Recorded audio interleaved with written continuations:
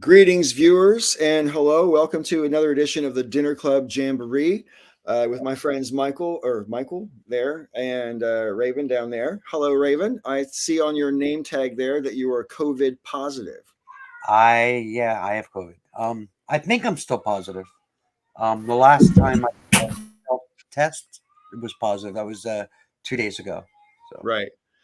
Do you have like a stack of tests, or are you just going to wait it out until you feel fine and then do another test? um well, that's the thing is about a week ago I had tested positive. We'd gotten a notification that Damon, our almost 5-year old, who is now in kindergarten, there was one of his classmates was sent home with COVID. So I wasn't feeling well. I started feeling sick the day before. So I tested and we tested Damon and Peach tested. Um, Peach was negative. Damon and Mhm. I tested positive. Right. So I spent the last week in bed. Damon has had no symptoms at all except for an occasional cough. Right. Um, and so that was the first time I tested. I tested again 2 days ago and I was still positive. Right. So I was And starting to feel better. So I figured I would test and yeah, it was still positive. sure. And just before we came on live, you said that your thing wasn't respiratory for the most part. No, very little. I had a lot of body pain, a lot of joint aches, like really bad. On my Mhm. knees, my elbows, my back, my neck. I feel like I got hit by a truck. A lot of pain, a lot of Wow. stomach cramps. That does not sound pleasant. What about you, Michael? Have you managed to navigate all the way into 2022 without COVID? Hello? Is it just me that's frozen, or is it? It was me. Oh, okay. Uh, yeah, I've made it this far and haven't gotten anything, And are you but I triple have vaxxed? had triple so far. I haven't been able to get down to get the fourth one. I'm really not in favor of getting the fourth one for myself because I'm triple vaxxed and I've had COVID. So as far as I'm concerned, I should be bulletproof at this point, right? But there's always more strains and everything like that. But I think were I ever to get it again, I mean, you can buy medication for it now, can't you? Right, to help manage the symptoms. Whereas, when I was getting vaccinated, there was no tablets or anything you could take. So there's a Paxlovid or something like that. Um, it a lot of the potential side effects are actually worse than COVID symptoms. Right. Um, That's not a good trade. One of the potential side effects is, it clears you and you're good, right? And then you'll test negative, and then a few days later you test positive again, and you get all the symptoms all come back. They call it the rebound. And there's like over 30% of the people who take it end up with a COVID rebound. So it So, just stops on the symptoms then, and it doesn't actually get rid of it. right. Right. It's just like I was offered it and I was just like, yeah, no, it's okay. Right. Um, I do most of my healthcare is through the Ryan White Clinic, the HIV clinic, and they told me that they believed my immune system was strong enough to ride it out, and I might as well just ride it out. So that's what I've been doing. Well, that's good. Because I suppose anytime you get ill, you must get a bit more scared than the average person. Yeah, and I don't get sick often, so So Yeah. Raven, a person who has HIV, was mentally strong enough to just tough it out and trust in her immune system. And Joe Rogan was a pussy and had to throw everything in the kitchen sink at yeah. his, including horse dewormer. But you want to know something though? As much as he's a piece of shit, um, that's not fair because by now everybody seems to react to COVID differently. Okay. There, there is such a wide range of symptoms, and not everybody gets everything, and some people drop the fuck dead. So, That's right. considering the range of possible outcomes, um, I would say that the desire to throw everything at it and to be a little bitch about it, is justified. I can kind of understand where you're coming from, but I'm not so sure considering all the other stuff he said about it over the years since the beginning of the pandemic, right? I mean, it's I don't know. I'm biased about Joe Rogan because I simply don't like the guy. When I told my son that, my son was here recently visiting, which was great. But he's a big fan of Joe Rogan, and he's like, "Why don't you like him, Dad? You're just like him." And I'm like, "Oh my God." Ooh. Wow, are you okay? How'd you recover from that burn? I'm still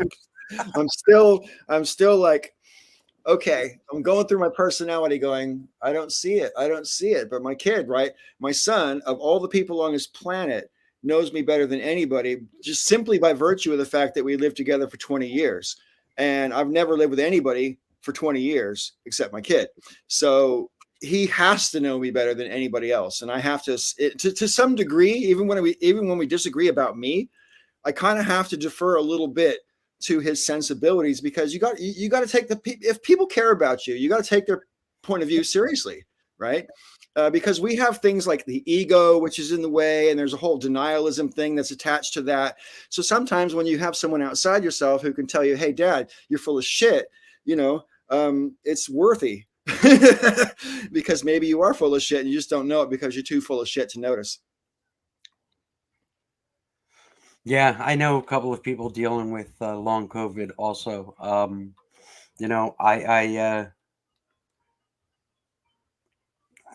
hope that's not something I'm going to have to contend with. I don't think I will, but you don't know, I guess, until you're in the thick of it. Right. So, I mean, the whole long COVID thing is something that I think is kind of not totally under the radar, but they don't seem to emphasize it. It's certainly not in the media I'm exposed to. they don't understand it. That's why. Right. So, Yeah. it's scary. So speaking of healing, did we have a chance to explain to the audience why we didn't have a show last week? Sure. Yeah, sure. So I attended a wedding on Friday last week, and afterwards we all went out drinking.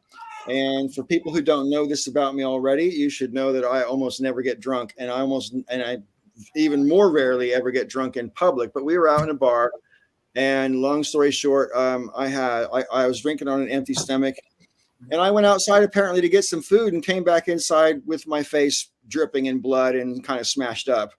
I don't even know what happened. I never have blacked out from drinking before.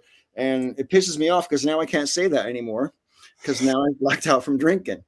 And amazingly, I mean, I had some CBD stuff to put on my face, and it's healed up pretty damn well considering it's only been a week, But last week, I had a black circle around this eye like this.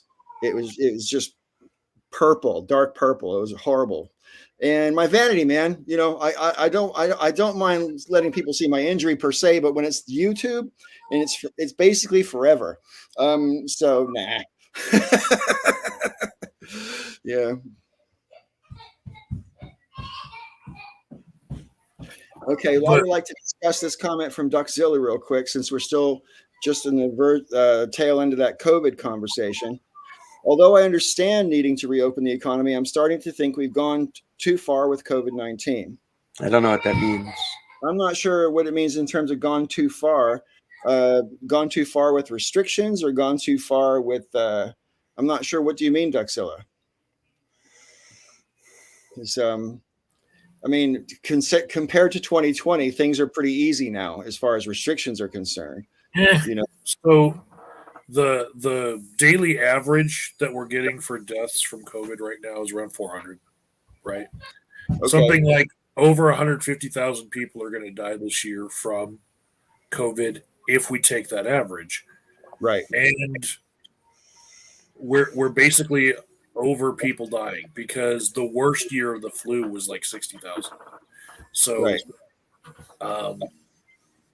Yeah, it's pretty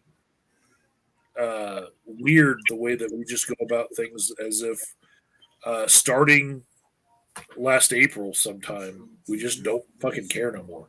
The slap heard around the world where Chris Rock got slapped by Will Smith, that just like shook us all. And we're like, war in Ukraine, we've got to vote, and all this other distractions. The world keeps on going, and we just don't care about COVID anymore. Well, I think the coronavirus was always going to become endemic. It's impossible to eradicate with a vaccine that doesn't actually stop you from getting ill and doesn't actually stop you from passing on the virus. So there was never going to be eradicated with the vaccines that were available at the time. So it's inevitably going to become endemic. And with your flu, Mike, you're right. I mean, most years you have around 30,000 people die of the flu, which is about 100 every day, right? 90 or 100 every day. So this is 4 times worse than that. And I guess people have just decided, okay, if that's how bad it is, I mean, I guess that's the collective, maybe unconscious decision. I don't think it's a policymaker's decision per se, but I think the policymakers have also just like, we've got bigger fish to fry. And so they don't really focus on it as much. I mean, let's face it, we're in the middle of a fucking fascist revolution right now, which we need to talk about at some point during this broadcast. But I mean, COVID compared to that, how do you rate, the survival of the public health with the survival of the democracy? Which one, how do you balance that out? Yeah. It's always been part of the conversation from the beginning that regardless of what was going to happen with the virus itself, society still needs to operate. Right. So, and as somebody who, I mean, COVID killed my dad, so, yeah. Yeah. And when you I remember that. Yeah. And when you get it, Raven, I can't only speak for myself. I can only speak for myself. But when I got COVID last summer, if I was only going on how sick I felt, I would not have been worried. However, I had a disease that I knew was killing tens of thousands of people every month, and I was scared. I had an existential crisis. I'm like, fuck, man, is this going to be it for me? You know what I mean? Because it does kill people, like you said earlier. So the week before last was when the last time the kid was in school, and on trying to remember exactly how did this work. No, he went to school that Monday, and also that Monday I drove a friend to the doctor, and that morning I kept saying that I kept sweating and I couldn't figure out why. And I went to breakfast with my friend and her husband, and we're like talking and stuff, and I kept telling her I am sweating like the back of my neck. I have no idea what's wrong. And took her husband to the doctor. I spent most of the day in the car with him. I drove him home, blah blah blah blah. Then I went home, and it was after Damon got home from school we found out they had sent the kid home, and I was now sick all day. The day before that Monday, that Sunday, I went to my son's house, and I picked up a mattress for him because we just had a big bedroom rotation here because my daughter moved out. So I went and I picked up a bed at my son's house for Damon. And so Monday found out that the kid was sent home with COVID. So we tested. And I like I said, I had been sweaty all day, not feeling great. And it came back positive. He came back positive. And then the next day, my son's girlfriend came down with it. She's positive. And the guy that I drove to the doctor on Monday, he right now is bedridden and can't eat. He's in his 70s, and he's been in bed for days, and they're talking about hospitalizing him. Wow. So, Raven, do you feel like you accidentally spread the disease around? Is that what you're trying to tell us? No, I absolutely spread the disease around. Wow. I had no idea, obviously, that I had anything. So yeah. Well, COVID stinks. COVID stinks. Well, I mean, I got it from my dad when he came to help me move, and man, I've never been that sick before. I mean, I've been sicker, um, but it's been a rough week. A lot of pain, just a lot of body pain. Sister Danger, did you manage to get this far into the 20s without having? Oh no, you did have COVID at one point. I remember now. Yeah, everyone in your house had it for a while. Now I remember. Sorry, I spaced it out, but now I remember. I know I had something better to put my webcam on. This is not a flattering angle. Anyway, well, welcome, gals that have just shown up. How's it going? I've been worse. Okay. Well, things are decent. I mean, I haven't spoken to folks really here since I moved. I'm back on the East Coast, living in Right. Vermont, my old hometown of South Burlington. It's pretty nice. Although I'm not super looking forward to winter, but hey, been making so much progress on my animated project. I just did shot 422 yesterday. So, coming along. It's about 22 minutes long so far. I'm on page 36 of a 43-page script. Used to be 44. I don't know what happened. I don't know. But yeah, so making a lot of progress. I hope to finish it before the new year. Cool. Well done. That's awesome. What about you, Sister Danger? You always have a busy summer with your fairy antics, don't you? Yeah. Yeah. I don't even know where to begin. So I'll just It's been a pass while the since we've hat seen to you the here. next person. That's What? fine. It's just been a while since we've seen you here. That's all. So Yeah, well, that's what happens when you're Yeah. dealing with some of the things I've been dealing with. So Okay. I'm sorry. Did everybody else go already? Yeah, pretty much, but that's fine. It's fine. So like we were just talking about the old because Raven has COVID and everything. And where's your head at in terms of how done are you, or do you think that what do you think about what's going on? Because basically, it seems like everyone's thrown up their hands and just decided that it's endemic, and we're just going to let the chips fall where they may. Do you think that's accurate, or do you think that's overstating it? Do I think that people are just done with it and they've thrown their hands up? Yeah. Yeah, I would say that. I would agree with that statement mostly. I'm well at this point. I don't think that there are what strains of COVID that there are out there are not what they were in the beginning. They are less strong, I guess. Sure. People Yeah. have all received their vaccines, et cetera, and that I actually think it's less like the physical limitations and just more the psychological tiredness of having to deal with it constantly. Yeah, fatigue of having to deal with it all the time. And people are just like, fuck it, dude, can't handle it anymore. So,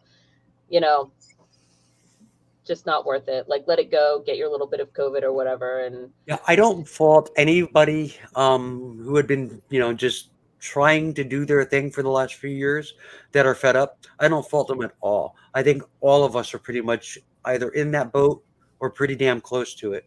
yeah. The only people that annoy the shit out of me are the people who from day one have been like, no, I will not comply. I will not cooperate. I will not take this seriously. Those people, they could all just jump in a great big old boat of go fuck themselves and fuck off somewhere. It's fun. I was at a concert recently. I went to go see the Dropkick Murphys, which was awesome. And it was held at the fairgrounds. And I saw like a guy walking around with this shirt. It was something like unvaccinated, unashamed, unafraid, or whatever, and he was clearly like a MAGA sort, which made me like kind of happy when in the middle of the concert, the lead singer goes on this like rabid anti-MAGA rant. And I was like, dude, that's awesome. It's so great. Because there were so many people in the crowd who were clearly, sort of on that right-wing redneck side. So like they really got stuck to by the band. It was great. Nice. That is awesome. So like, I mean, this is kind of probably an obvious question, but which way do you think it works? Are all MAGAs rednecks, or are all rednecks MAGAs? The latter. I think all is a very strong word that nobody could actually. Hey, Jack, how are I you? don't think it's either one, honestly, because like as much as Vermont has that sort, most people aren't, and there's a lot of the sort of rural rednecky types here. So like it's weird. You'll find the Vermont liberal rural redneck here. It happens. So I don't think that you can say all in either direction. Sure. Really. Yeah, And well, then I mean, there's Trey Crowder too. So Yeah. if you wanted to say which one I think it's more of a majority of, because like if you're going to be, all is the wrong word. Like nobody can actually go with all, but I guess we could go with where do you think the majority sits on that, and are all MAGA Venn diagram. If it was a Venn are diagram, all- you got the MAGA people on one side and the rednecks on the other side. Which side is the bigger circle? There are rednecks that are not MAGA. Sure. I think it's number 2, though. I think that the majority of rednecky people would be MAGA people, because the place that you're going to find rednecky people are in rural America, and rural America is where more MAGA is found. Although you do find a lot of urban MAGA as well. Yes. Scary. Yeah.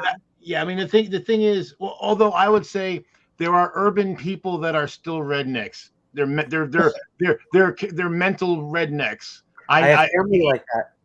Yeah, even here in New Jersey, there's plenty of people who live in non-rural areas that have a very towny mentality. It's really sad. You know, I was a little surprised when I Tommy. found out the origin of the term redneck. I always assumed it was, you're working in the fields, you get a sunburn on the back of your neck. But it turns out they used to wear these like red, neckerchiefs or whatever. I had no idea. It's one of those things like when I looked up the origin of the word hoser. Hey, Jack, that Tommy you're talking about, I'm pretty sure he's in Connecticut. Yeah. Well, you know what I mean. The city redneck. Well, it's funny. A guy, former friend of mine, he had gone out he was working out in Nevada, and he came back and he was telling me about, where he was in Reno, he's in Vegas, and how other than like Vegas proper, where all the gambling stuff is, if you like go outside into where the rest of the people live, it's very hicked out. Reno is very hicked out. And how, like in the airport, you get this is pre 9/11, so there were people that would go to the airport to go play the slots, and they were locals. And how you go into a bar and you're playing Hank Williams and it's all hicked out. And I'm like, dude, that's everywhere. And so we stopped at a bar in our hometown and we walked in. It was literally the exact scene he described. Hank Williams Jr. is playing on the spots, and there's a barfly sitting at the bar, and it was the whole scene, and they're playing. Like, dude, and here we are in central New Jersey. Like, that mentality doesn't go away. It's all over the place. I want to interject here as well, because this is actually a good jumping off point. And I don't know how many people other than Raven have. Raven didn't actually do the homework because she didn't know there was homework, but she did see the video that was homework. Did anybody else see the video that was homework for tonight's chat? I didn't notice. I thought was your link to this. Yeah, sorry, that's my fault. That's my fault, Kate. Yeah, I saw it. I didn't see the video link until literally just before I got on. I'm like, oh well. Yeah. What is it? Yeah, actually, I did the homework. Yay! I didn't realize I did the homework, but I did. Oh, great. Paul, before we start, I just wanted to say Jack and I got to meet last Sunday. Oh, cool. In Queens, and that was very cool. So we had Indian food together. That was fun. And you should both be happy that I wasn't able to make it, because everybody I saw that day ended up with COVID. Right. Wait, wow. Yeah, I was on 4 earthquakes. Airplanes. I don't know why that happened. I was on 4 airplanes, and I took 2 COVID tests when I got home, and no COVID. So that's good. Of course, I wore a mask the whole time, but still, an airplane. I mean, I was on airplanes a whole bunch too, and I didn't get any COVID, and I didn't wear a mask, so that's a good thing, I suppose. I went from Seattle to Los Angeles to Vegas, and Vegas back to Seattle. So that's a lot of traveling in a tube and close quarters. Yeah, well done. Right. So the homework, for those who didn't know, was there was a video that our colleague Tool Time, aka Peter. Do you know Tool Time, Sister Danger? He's got the long hair. Anyway, I watched a cartoon. Yeah, you watched it. You saw that. It was really not a cartoon as such, but it had a whole bunch of stills that were sort of like cartoony. Yeah. Yeah, And, it was a non-stamp collector-esque video. Ish. Yeah. It wasn't a Anyway, live person. right. That's Kidding right. me. Yes, that's what you mean. Right. Fair enough. So there was a whole bunch of sort of, I guess, non-animated, still cartoony pictures, some of which were quite funny, I thought. But basically, Peter's video was called "High School Explains the Culture Wars," and it's about a 15-minute long video. I'm going to link it in the description real quick, or in the chat. But basically, for the audience members who may or may not have seen it, the basic premise, and Raven and Jack, since you've also watched the video, please tell me if I've over or understated anything. But the basic premise is that in high school, you've got a certain level of dynamics where there's like in groups and out groups. And what's happening in terms of the MAGA generation, the MAGA people are, as we were just discussing, predominantly in the rural, or I should put it a different way. In rural parts of America, there's more per capita of MAGA than elsewhere. Okay.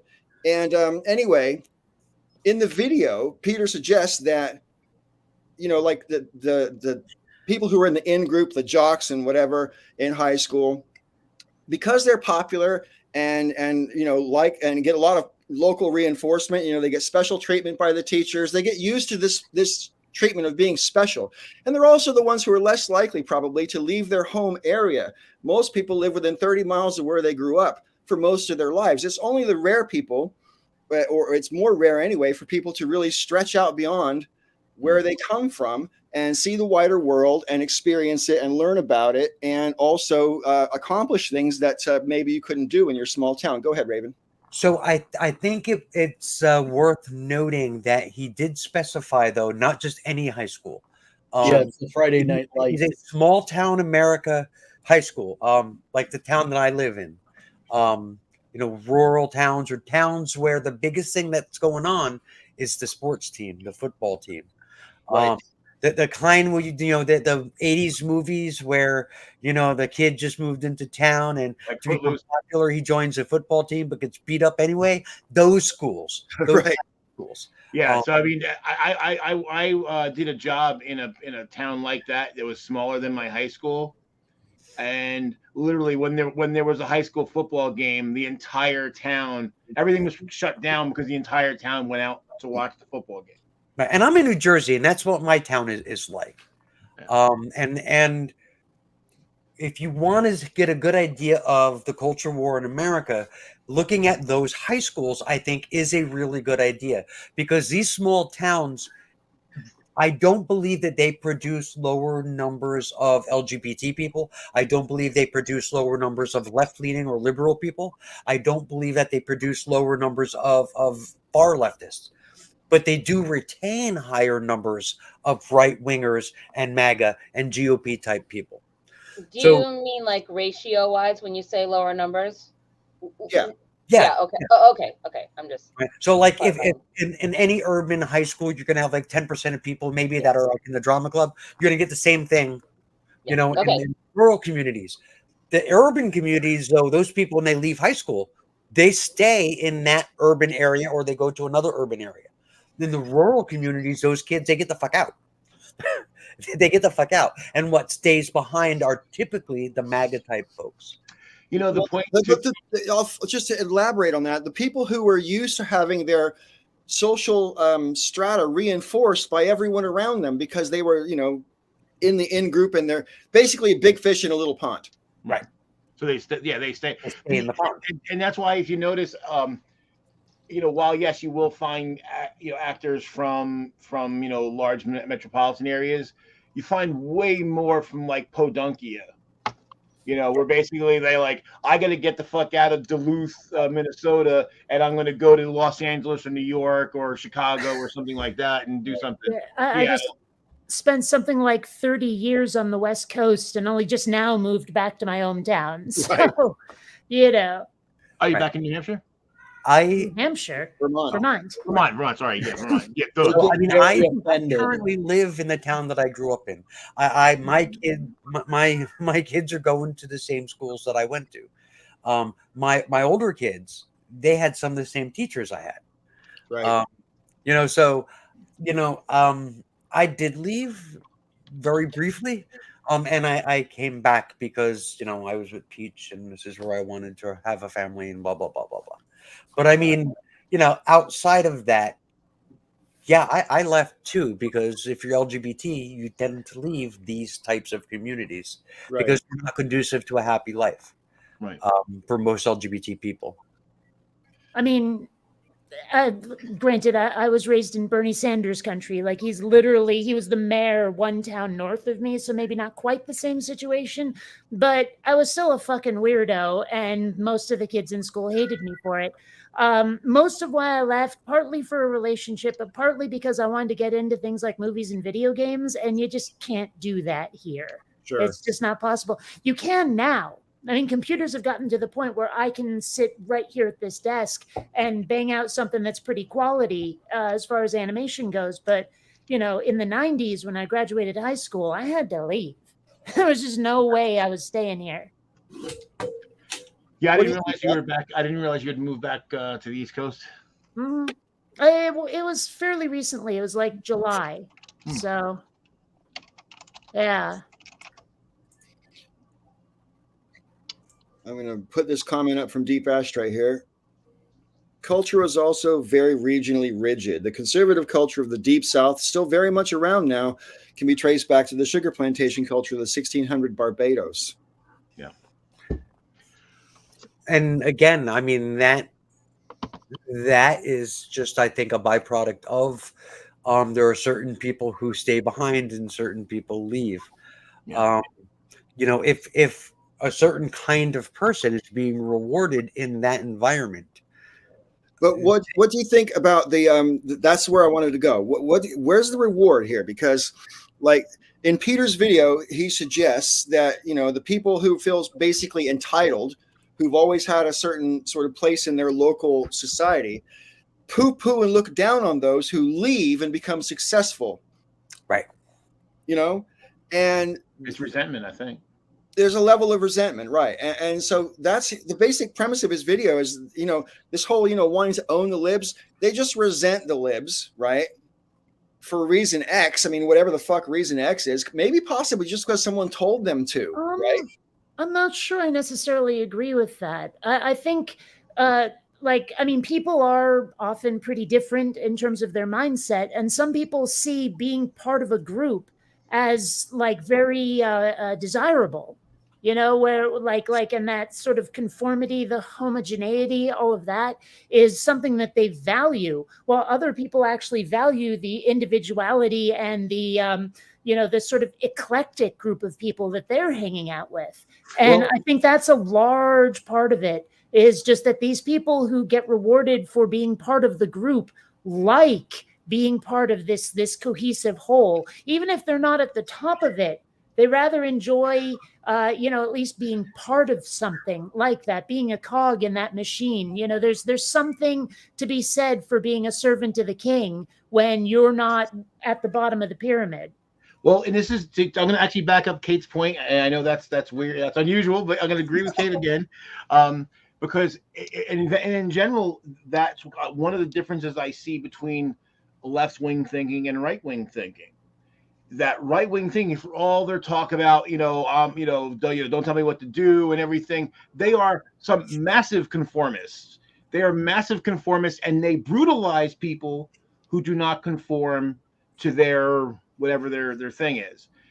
The problem, and one of the problems we have on the left, we have a hard time, even though we're really not all that far apart, because we are more individualistic in practical terms, and so it's harder to get people together because we have all these different groups and everything. We're trying to take a very diverse group and get a diverse group to work together, and that's not always so easy. Whereas when you got a bunch of conformists that are all basically carbon copies of one another, real fucking easy.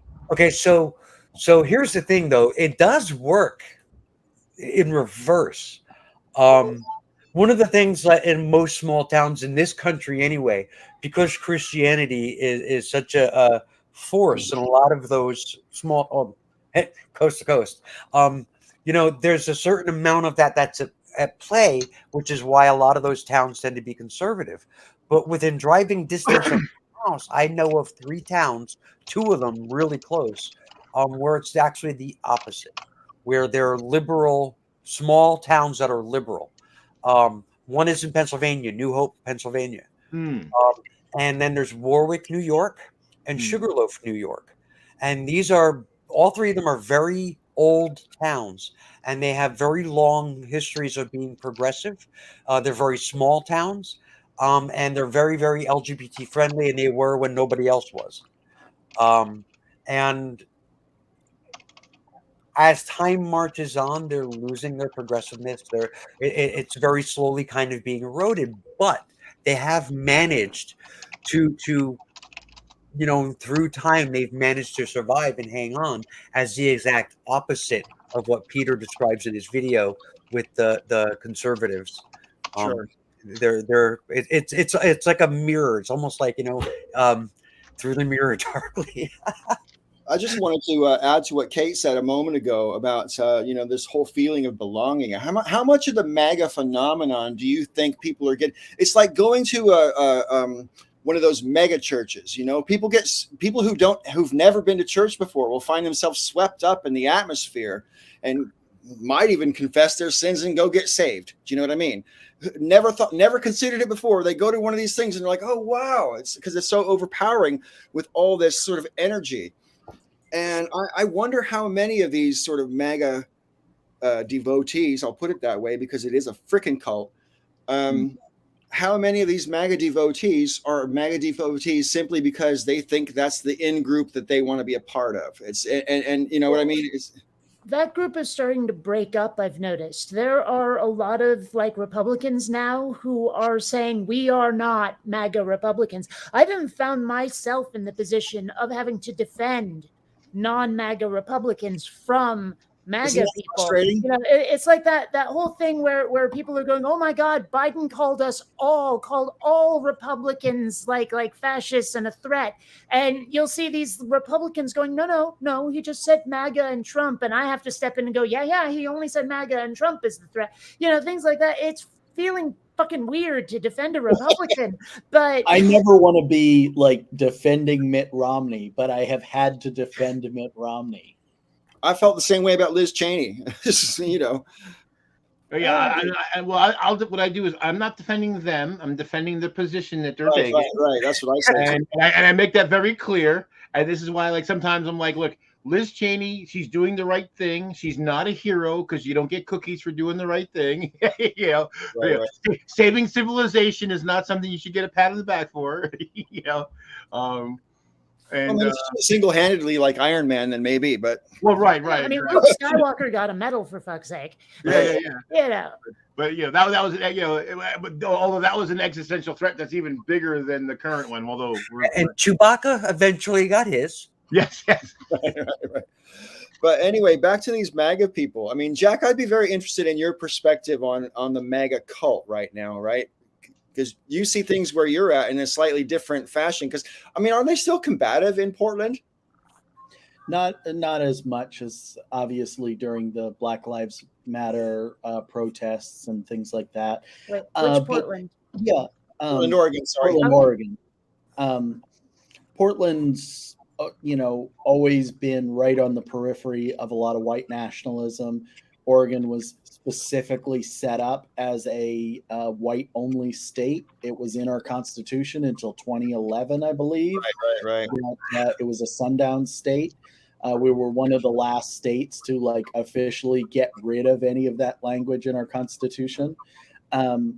There's a pretty long history and developed history, as progressive as Portland has a reputation for being.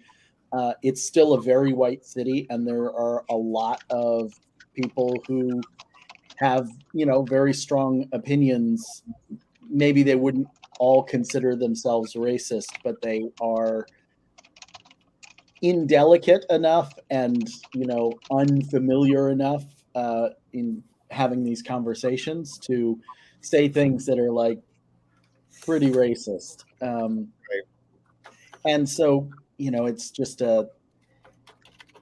even though politically right in the hub of Portland, it's continually sort of pointed to being, an Antifa town or something. Obviously, there's a lot of political organization here, from tree sitters to, anti-logging activists. And right.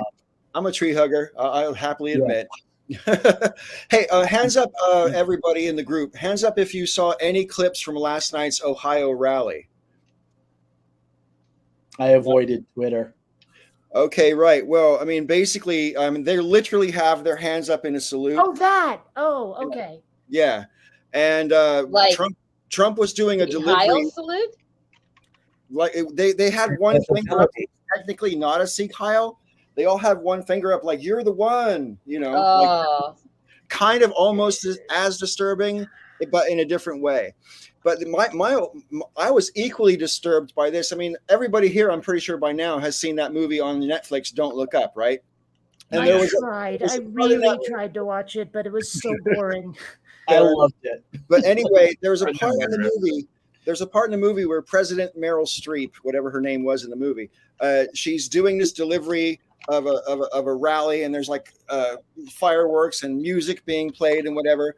Well, last night in Trump's delivery, he was deliberately like not doing it in a Trump fashion. He was doing it in a more what I would call evangelical sort of sermon-y fashion, and there was music being played in the background while he was talking, sort of this very somber, these are the days of our lives kind of end times type, slow, symphonic, like doomy type music. And like, I mean, I've never seen a more blatant example of propaganda in my life, right? I mean, it's just like they're using literally all the tricks, and the mask is off. I mean, these people are openly fascist now, Right. I don't know what else to say. Yeah. It's scary.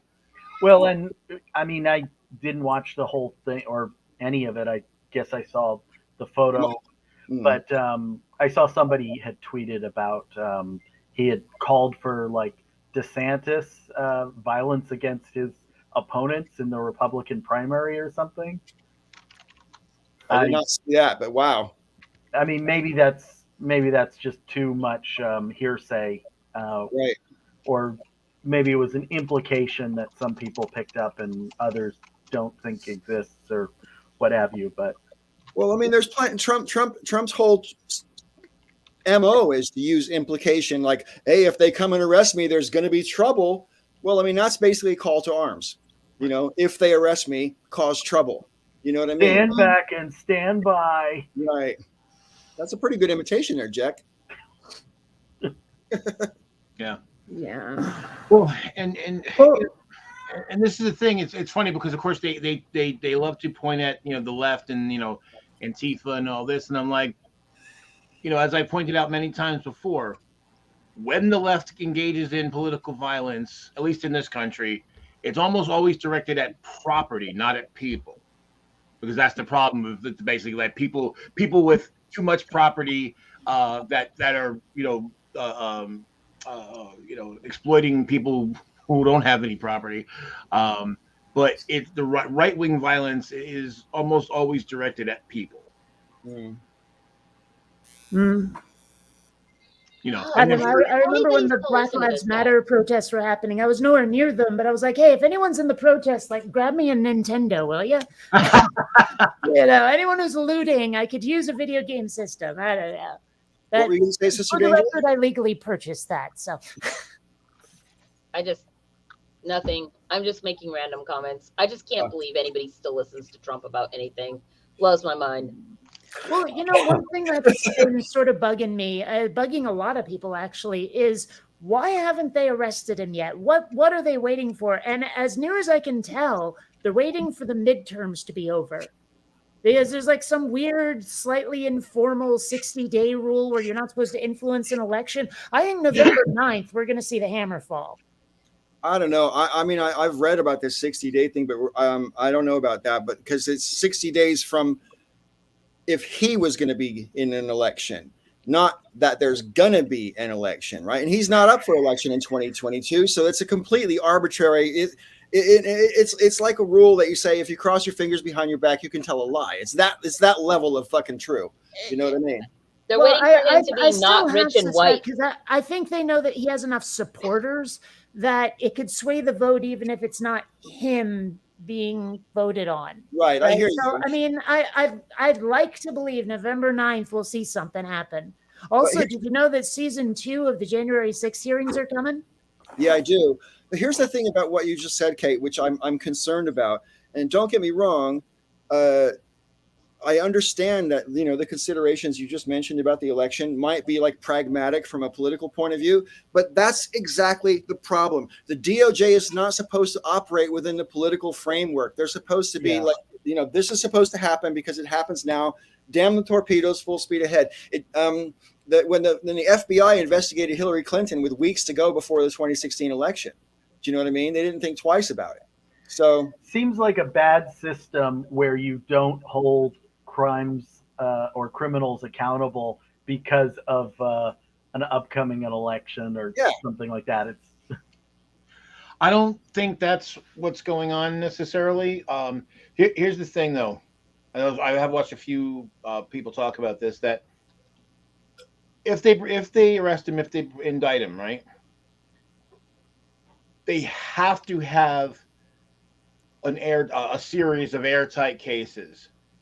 Because if he gets off on these things, if he gets away with it, you know, I mean, think about how emboldened he was when he didn't get removed from office twice.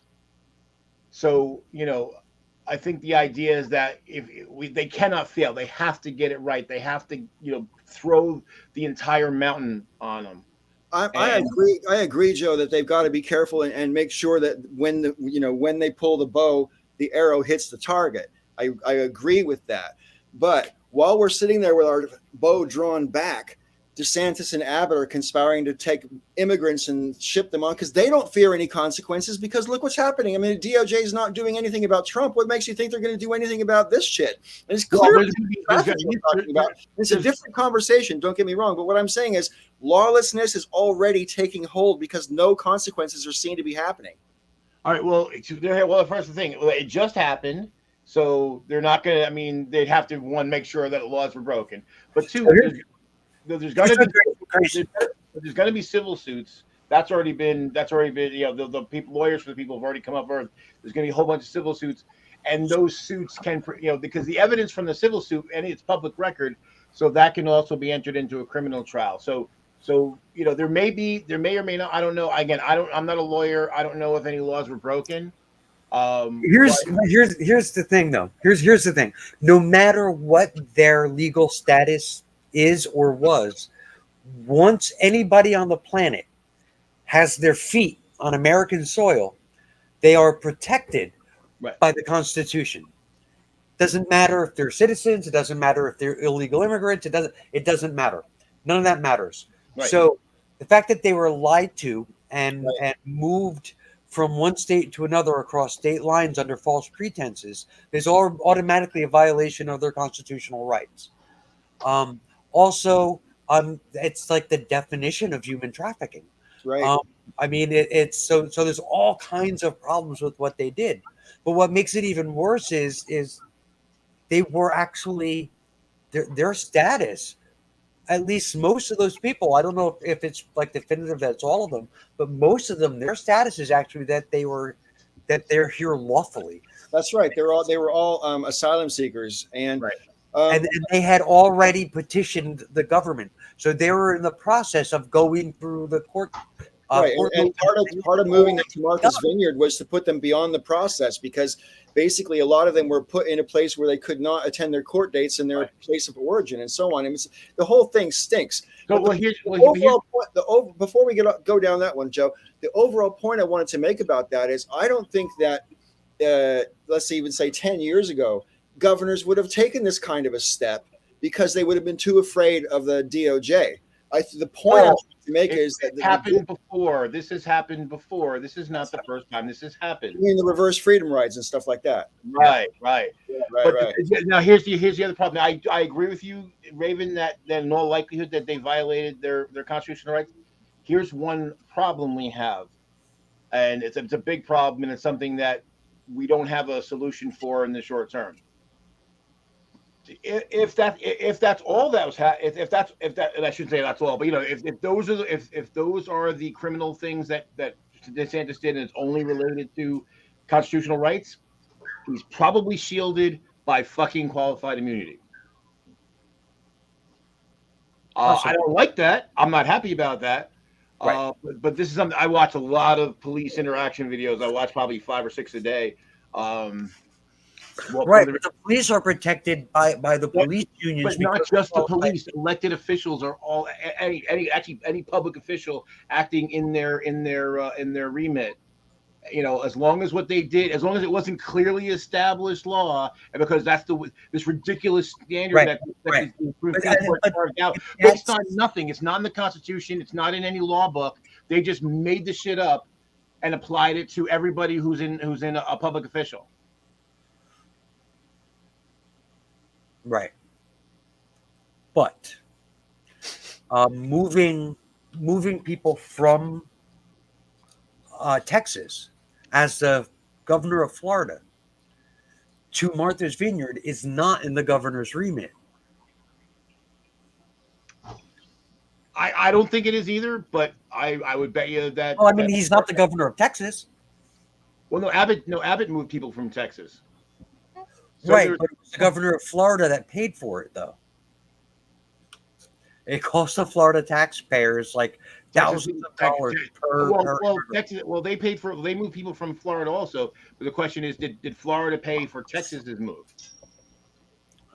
I don't think so. I think Abbott paid for that, or Abbott's government paid for that. Abbott paid for the busloads of people they sent to Kamala Harris's house twice now. Yeah.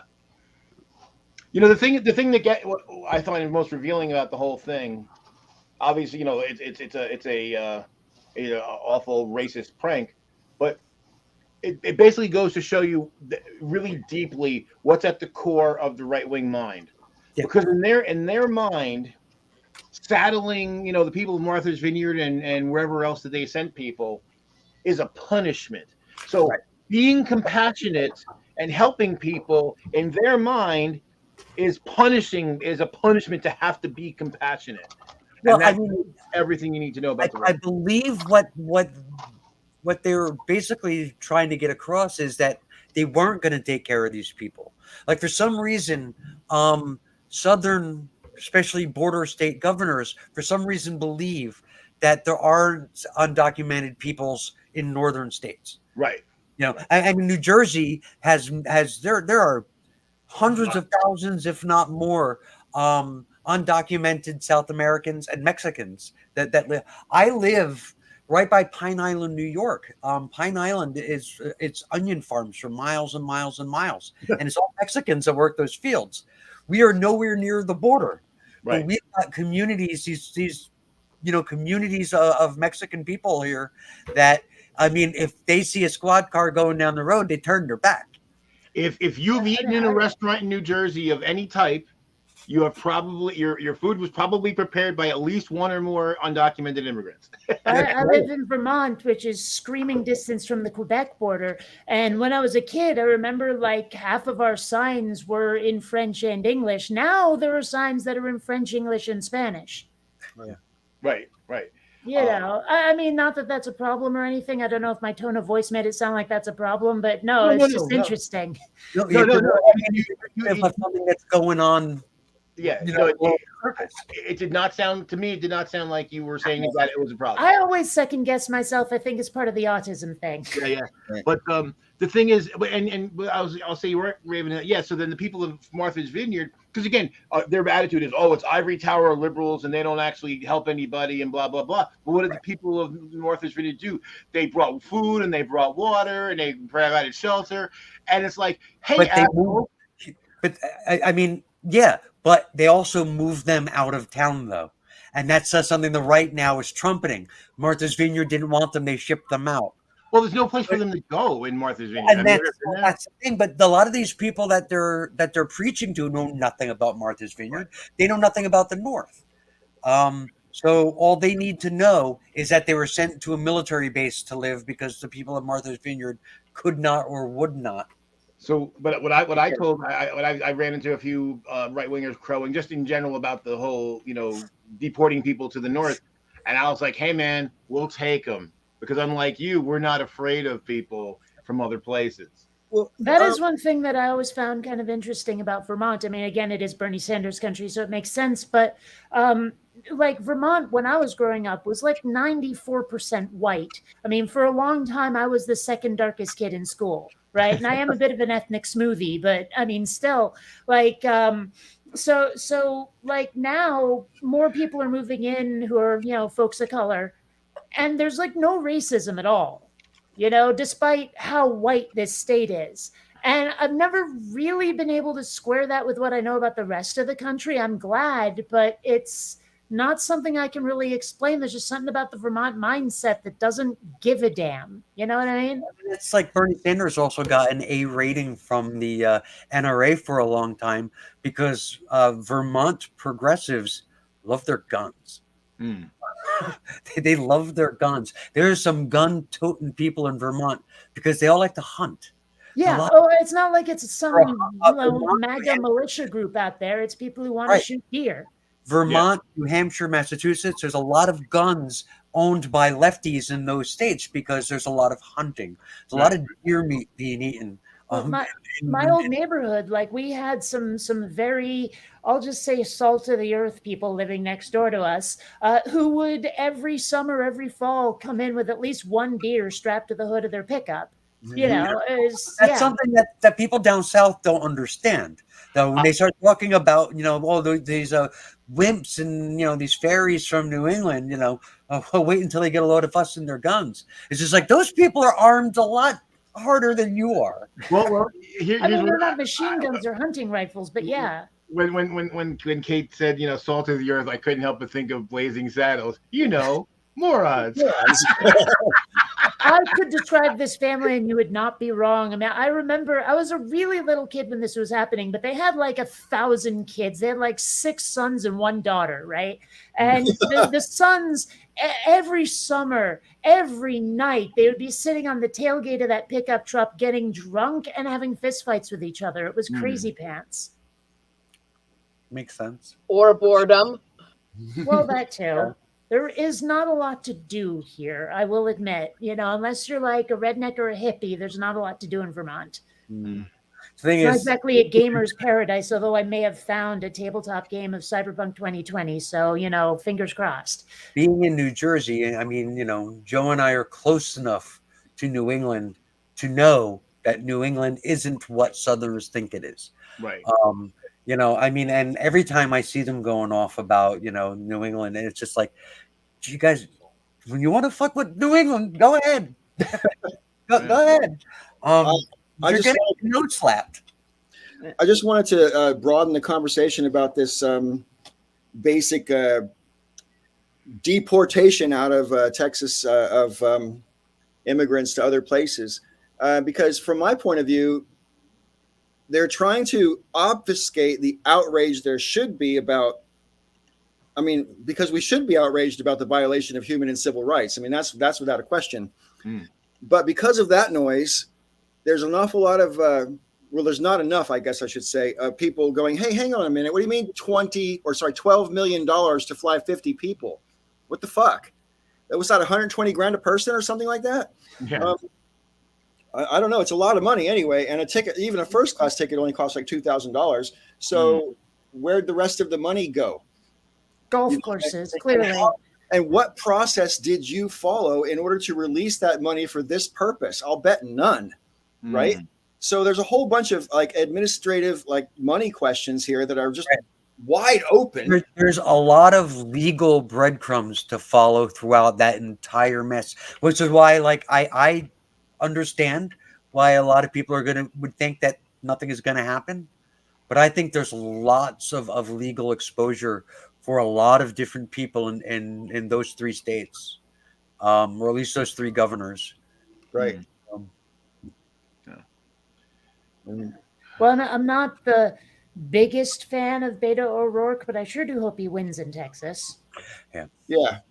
Yeah, one thing that speaking of the election, real quick, I was watching the Bo the Fifth Column video the other day, and he made the point that in the same way that many of us were shocked when Trump won because the polls were off, because basically a lot of unlikely voters voted.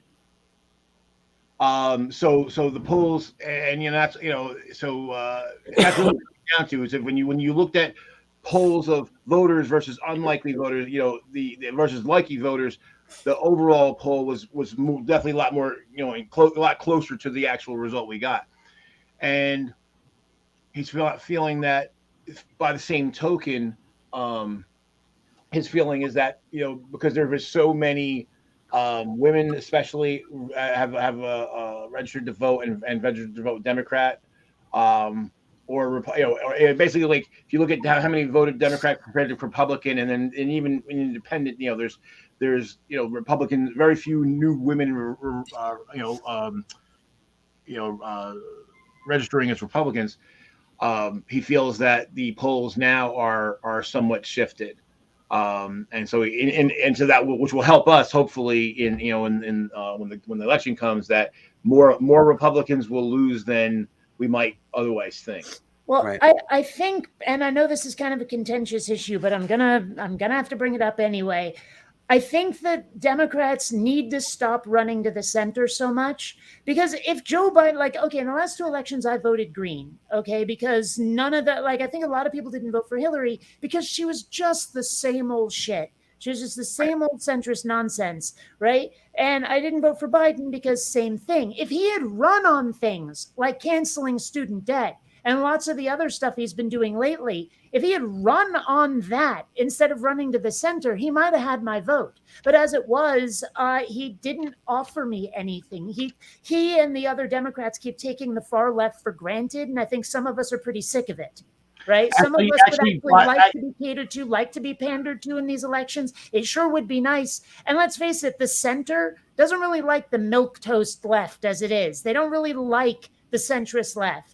Stop trying to win over those undecideds and court the far left, because honestly, the progressive policies are more popular than they want to believe. Okay. The Democrats do. My only comment sure would be nice if if Joe Biden had run on things like canceling student debt, I might have voted for the fucker. Okay, I'm looking at I'm gonna ignore most of what you said, because I just don't. We've gone down this road a million times, and I'm not in the mood to scream at you and have you scream at me. All I'm gonna say is that I'm looking at a Ballotpedia from 2020, and that is canceling student debt is part of his platform. Is it? Well, I say that kind of thing. I mean, it's not just that. That isn't enough. He's done a whole bunch of stuff lately. Something I had said during the election on this show, on this panel, something I had said during campaigning was that Joe Biden was running on the most progressive presidential platform any presidential candidate had ever run on in the history of history. It wasn't good enough. And that was true then, and it remains true today. And it still wasn't good enough. I need him to run like a Bernie Sanders. But he was more progressive than Bernie. He had run the most progressive. He had run the most progressive presidential campaign ever. I don't know. Bernie offered a lot of the things that were really very high on my list of progressive items. And a lot of other people too. Sure, but I mean things like universal health care, for example. Yes. I mean, that's a biggie, and it's also kind of like a goal sitting there with no one tending it, waiting for someone to kick the fucking ball in. Well, I mean, you look at some of the stuff Obama ran on. I mean, he actually said before he was running that he wanted to codify Roe into law. And then when he got elected, he said, it's not really one of my priorities. And someone pointed out, and I think this is true, is that Democrats have been using codifying Roe as a way of getting votes. If they didn't do it, because they knew that if they ran on it, people would vote for them. And then they just kept not doing it. And I think people are finally starting to twig and demand that they start doing some of the stuff they've been promising. That's all fine and good, Green Machine, but Bernie lost. So yeah, so Biden can make more progressive promises. Well, some of that, though, was shenanigans on the part of the establishment Democrats, though. Oh, I'm not arguing that. I'm just saying it doesn't matter whether you believe what's being said or not. Who won and then who delivered. And you can not like Biden all you want. I don't like Biden for a million different reasons too. I was not thrilled with him. I really would have rather have had Bernie. I was a Bernie dude. But you know what? I'm not a dude anymore. And Bernie lost. So wow. Well, I think Bernie could have won if it hadn't been for that whole nonsense right around Super Tuesday, making Buttigieg and Klobuchar get out so that they could solidify the Biden vote. I think Bernie would have had a much better chance. I agree. Yeah, especially directly after that just enormous Nevada win. Yep. Well, we're in a different political climate now, and we've got midterms in less than 2 months. Yep. And or no, is it 3 months? Yeah, October, November, 2 months. Anyway, and from my point of view, we've talked about this before, Raven, about how the Roe versus Wade thing has impacted what's going to be happening with the upcoming election. But it's more than that now, because the MAGA phenomenon, minority phenomenon though it is, gets an awful lot of traction and an awful lot of attention on purpose. And, I'm doing it right now, for example. Right. But the thing is like MAGA, the MAGA-verse is losing ground. It's losing traction. It's losing steam. Across the country, it's the MAGA rallies have much fewer people. The most recent rally was empty. I think it's a mistake to look at that as a lot of evidence. I think a lot of the people that go to those rallies go to multiple rallies, and that they're pretty much probably tapped out. They're like deadheads for Trump rallies. Constantly giving money. And also they held that rally on the same night as a football game, in the same local area. So, but they still had very few people. And it seems to be a trend where there was the guy here. Delaware, was it in Delaware? General Buckold or whatever his name is. Everyone. See you, Jack.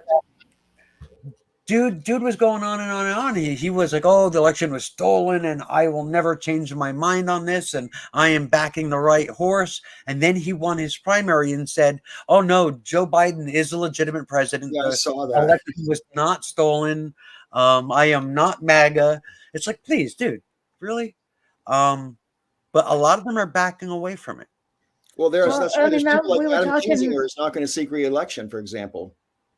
Well, we were talking earlier about the right-wing mindset and all of that. And I do think far more than the left, the right wing works backward from their conclusions. It's ends justify the means for them far more than it is for the left. So it's whatever gets me closer to what I think ought to be is what I'm going to do. That's the right thing to do, whether it's hypocritical, whether it contradicts what they did before, whether it's horrible, that it doesn't matter as long as it's in service of that end that they've pre-decided.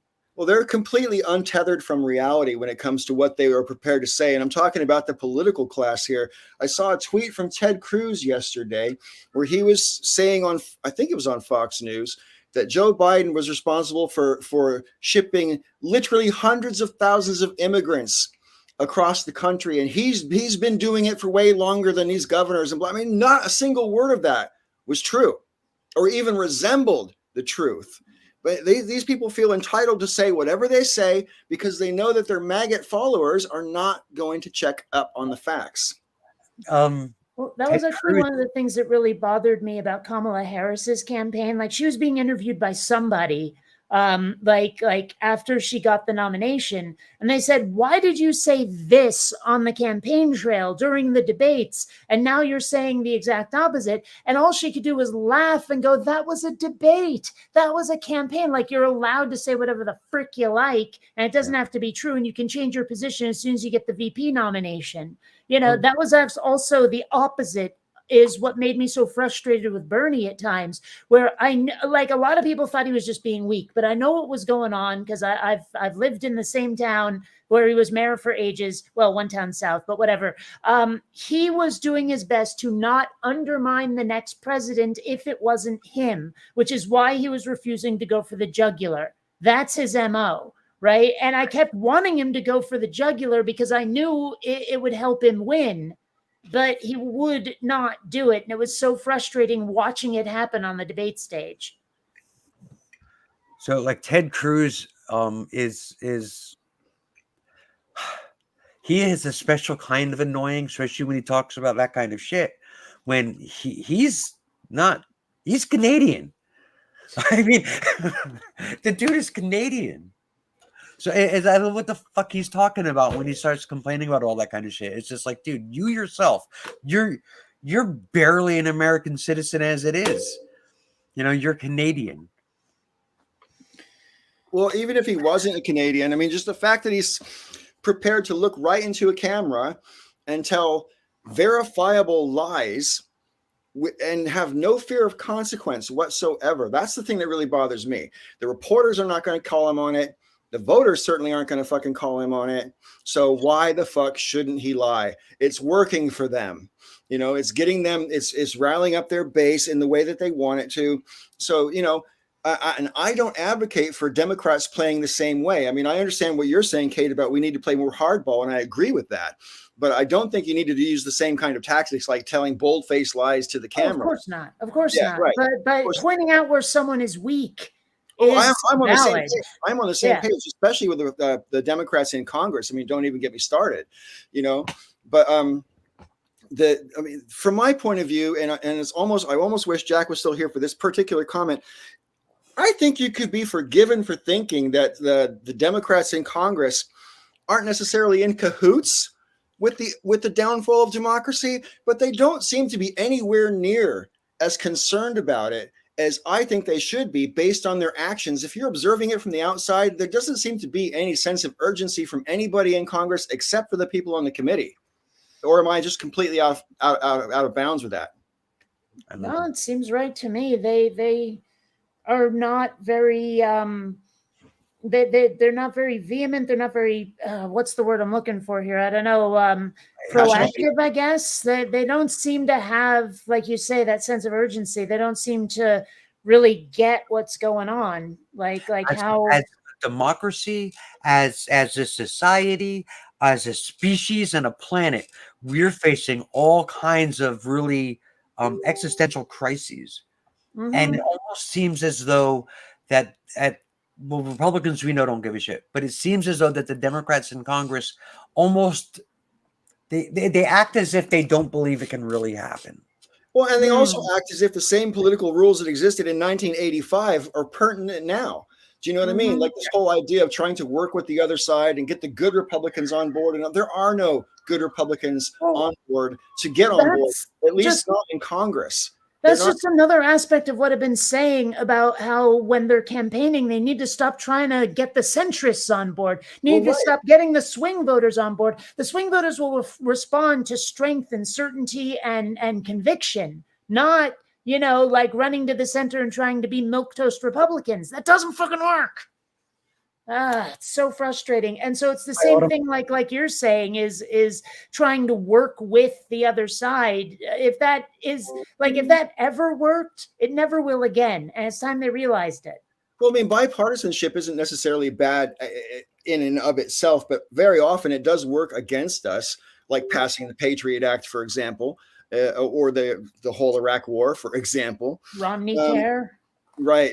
But from my point of view, I mean, bipartisanship should definitely take place for things like, I don't know, infrastructure, healthcare, that kind of thing, because everybody needs those things. And the it should problem be is it requires both areas sides where to people can cooperate. work together. Do you know Right, what I mean? Bionic. Well, Right. it requires a Romney. willingness to work together. I mean, there was a video I saw agree. recently where it was a bunch of maggots sitting around going, well, obviously, whatever the other side proposes, you oppose it, no matter what it is, right? And the entire panel fucking nodded, right? And so it requires both sides working together. And if one side refuses to work with you to play along, then you got to just say, well, okay, fuck them. We're doing it on our own. It's not just on the national level. It's not just MAGA Republicans.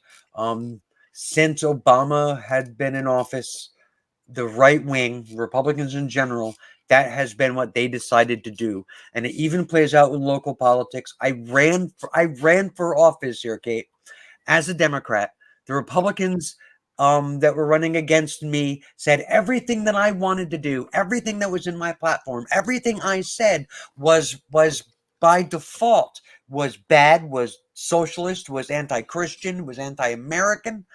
After I lost, the following cycle, the Republican that ran repeated my platform as if it was his. And they were running on what I ran on as a Democrat the year before. So it doesn't it doesn't matter. Like, you can be a Democrat and go out there and say, I believe in trickle down economics, and I believe in, individual rugged individualism, and pull yourself up by your bootstraps, and the Republicans will say, can't believe that you're pushing this communist ideology. Right. Just because of the person saying it has got a D in front of their name. I mean, well, and then try some reverse psychology. Maybe, well, what are you going to do? Run on universal health care? You bet I am. Right. So I want to interject here. We have a conversation happening with 60%. Sorry, I just want to say we have a conversation happening with 60% of the hosts, and I would like to bring in the other two people who've been strangely silent until now. Well, they're dun, dun, dun. Well, sorry, introductory music or something. I felt like we have covered a lot of this, but one of the things I saw that gives me hope is that some of the activist groups in my area have recalibrated what things they usually would do in the spring, and they're going to have those things now in the fall right before the election. One of the biggest protests that I've ever seen down at the Capitol was after Trump won. And it was for a week afterwards that there were these huge protests. Those should have been happening. Those shows of force should have been happening beforehand. And the We Are Women March just got moved to October 8th, a month before. And that's usually like the biggest showing for all of the activism in my state. So I'm happy that that's going to be ahead of the election. But also, I'm with Kate on why the fuck hasn't he been arrested on all the different things, all the things. And it seems like as soon as we get to the point where he should be arrested on one thing, another thing pops up. And then we forget, oh, yeah, he was supposed to be arrested about the last thing and the last thing and the last thing.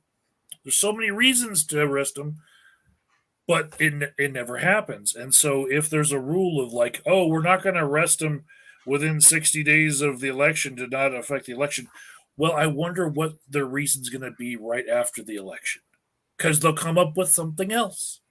That is my fear, but I also hope.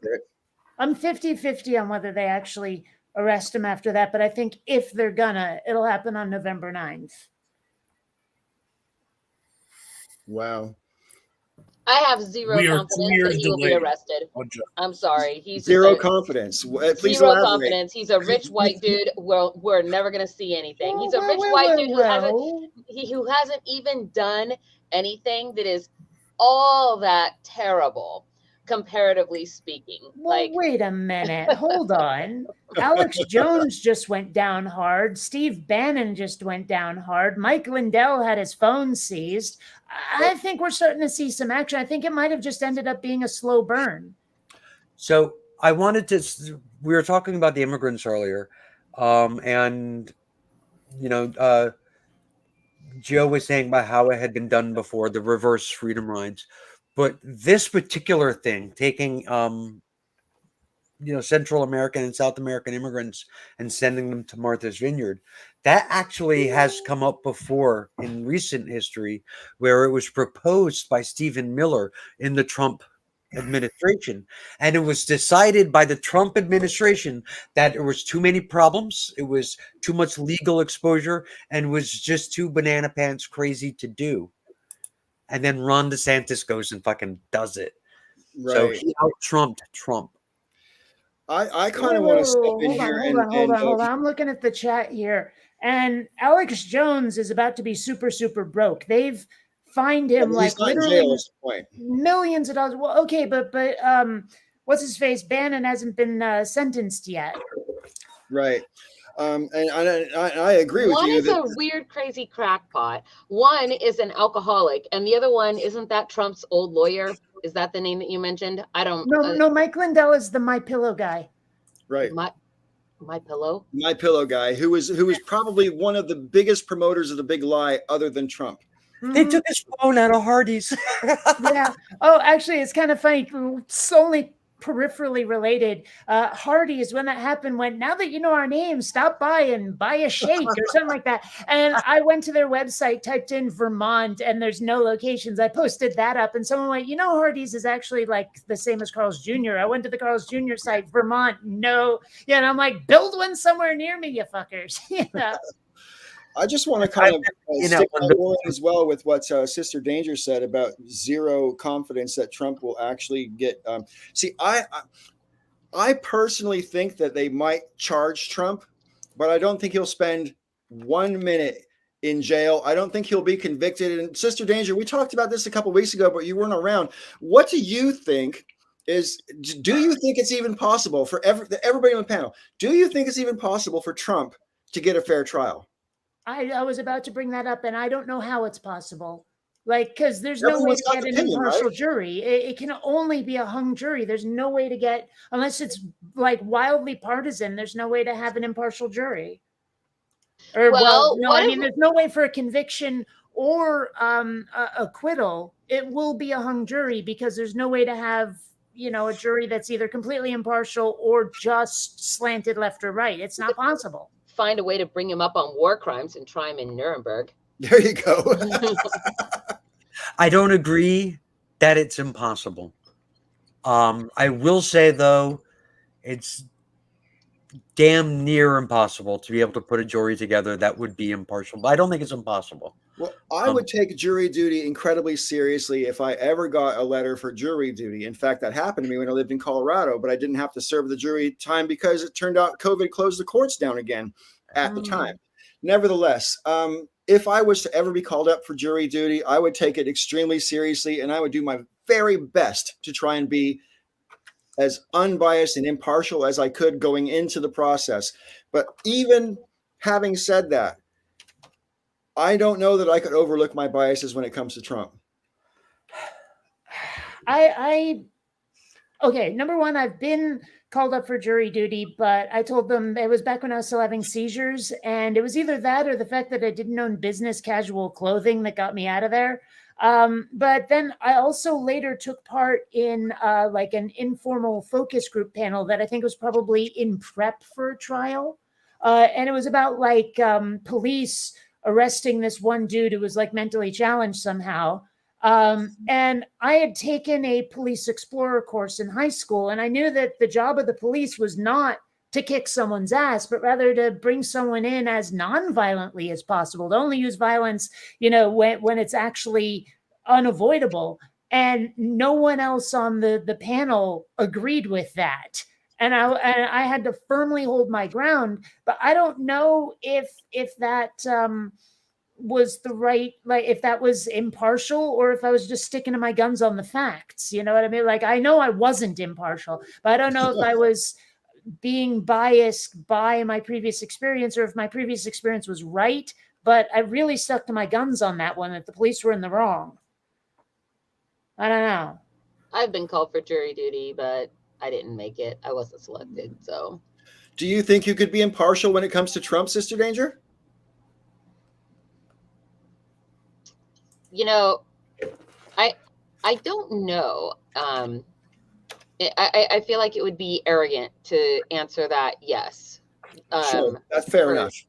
So, but I do think that people have more people. There are people with more or less ability to be impartial, especially if that's a thing that you've been trained in how to do. I guess I would be curious to see what it would look like if you were just to try this person like behind the veil of ignorance, right? If people were to be sitting as a jury but not know who they were sitting as a jury over, and then to judge those actions, like if everybody were given anonymous names, for example, and you were not to see their faces in footage, if voices were disguised to not sound just using voice technology, whether or not you could then hold that trial, because people wouldn't know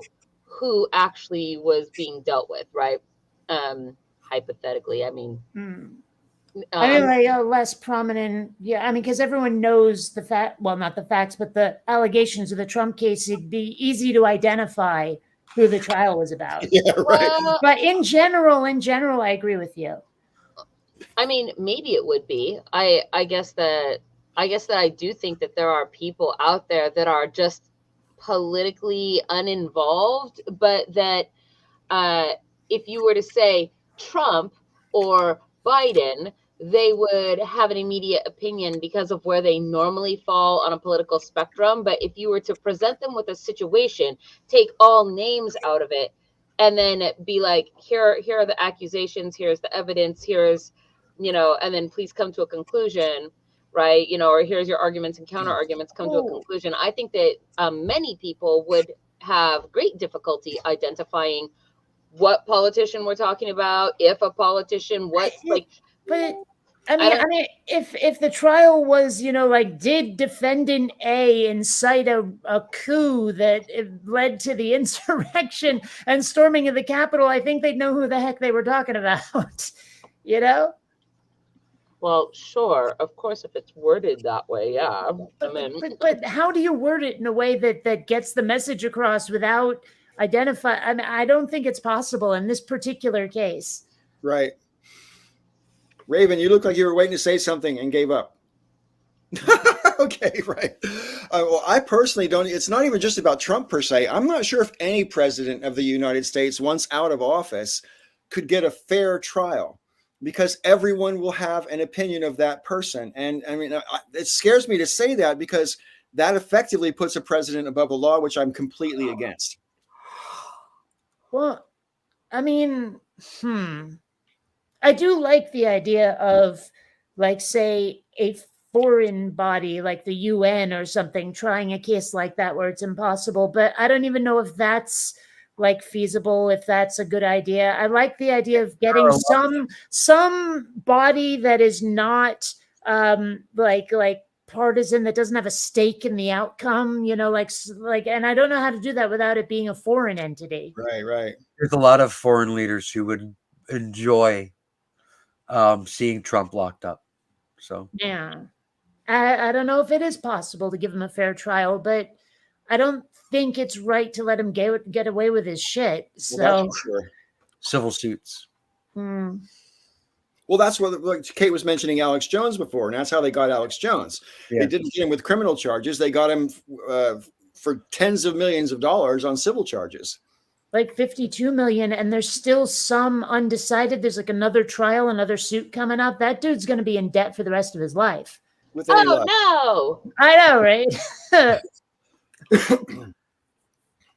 But sorry, I was just going to say, Trump seems to enjoy infamy. He seems to think it's just as good as fame, and so, like, I almost worry that he could use a trial to his advantage. But again, I'm still sort of like 70%. They're not even going to charge the guy. I kind of wonder whether they're just too afraid of the political fallout if they actually charge him. Because look what happened when they raided Mar-a-Lago. There was a huge outcry, and if they actually charge Trump and put him in jail, even for 24 hours, I think there would be civil unrest. And maybe, I don't think that should be part of their calculation. Jesus Christ, I wish there would be. Oh my God. If the whole idea of civil unrest coming from the situation, it seems a little too extreme for me. I don't actually think that would happen. But boy, if I thought there was going to be civil unrest from something like that, I mean, please. Because right now I feel like we're sitting on Tinderbox America, and all it's going to take is one small strike, and then maybe we can actually be down with the real problem. Like maybe the guillotines will get rolled out and we can just wipe out some of these assholes that need to go. Yeah, and that is something, that's a point I've heard brought up before, is like the right wing, the radical right wing, like, you know, the fascists and the Nazis and all of that. If they reveal who they are early, then they can be stopped. Their movement can be stopped. But if you let them get a foothold, then they start to get power. So better that there is civil unrest and all those people get, like, you know, tried and convicted the way some of the January 6th people are now. I mean, that would actually be helpful in a way. I mean, I don't like the idea of the violence they'll cause, but at the same time, it may be the only way to take the head off the snake. Bring the violence. Like, I don't understand the fear of civil unrest when it comes to making an arrest of somebody who clearly broke the law, clearly injured the entire system, the constitutional order. Somebody who fomented a civil war. I don't understand. And continues to do so. Continues to do so. I don't understand the fear of civil unrest by taking care of what you got to take care of with him. Because here's the thing: it's not like we're in a country that isn't militarized. You know, I mean, well, sure, we've had civil unrest before. Look, a bunch of right wingers are getting their weapons and they're meeting in the town square. Call out the guard.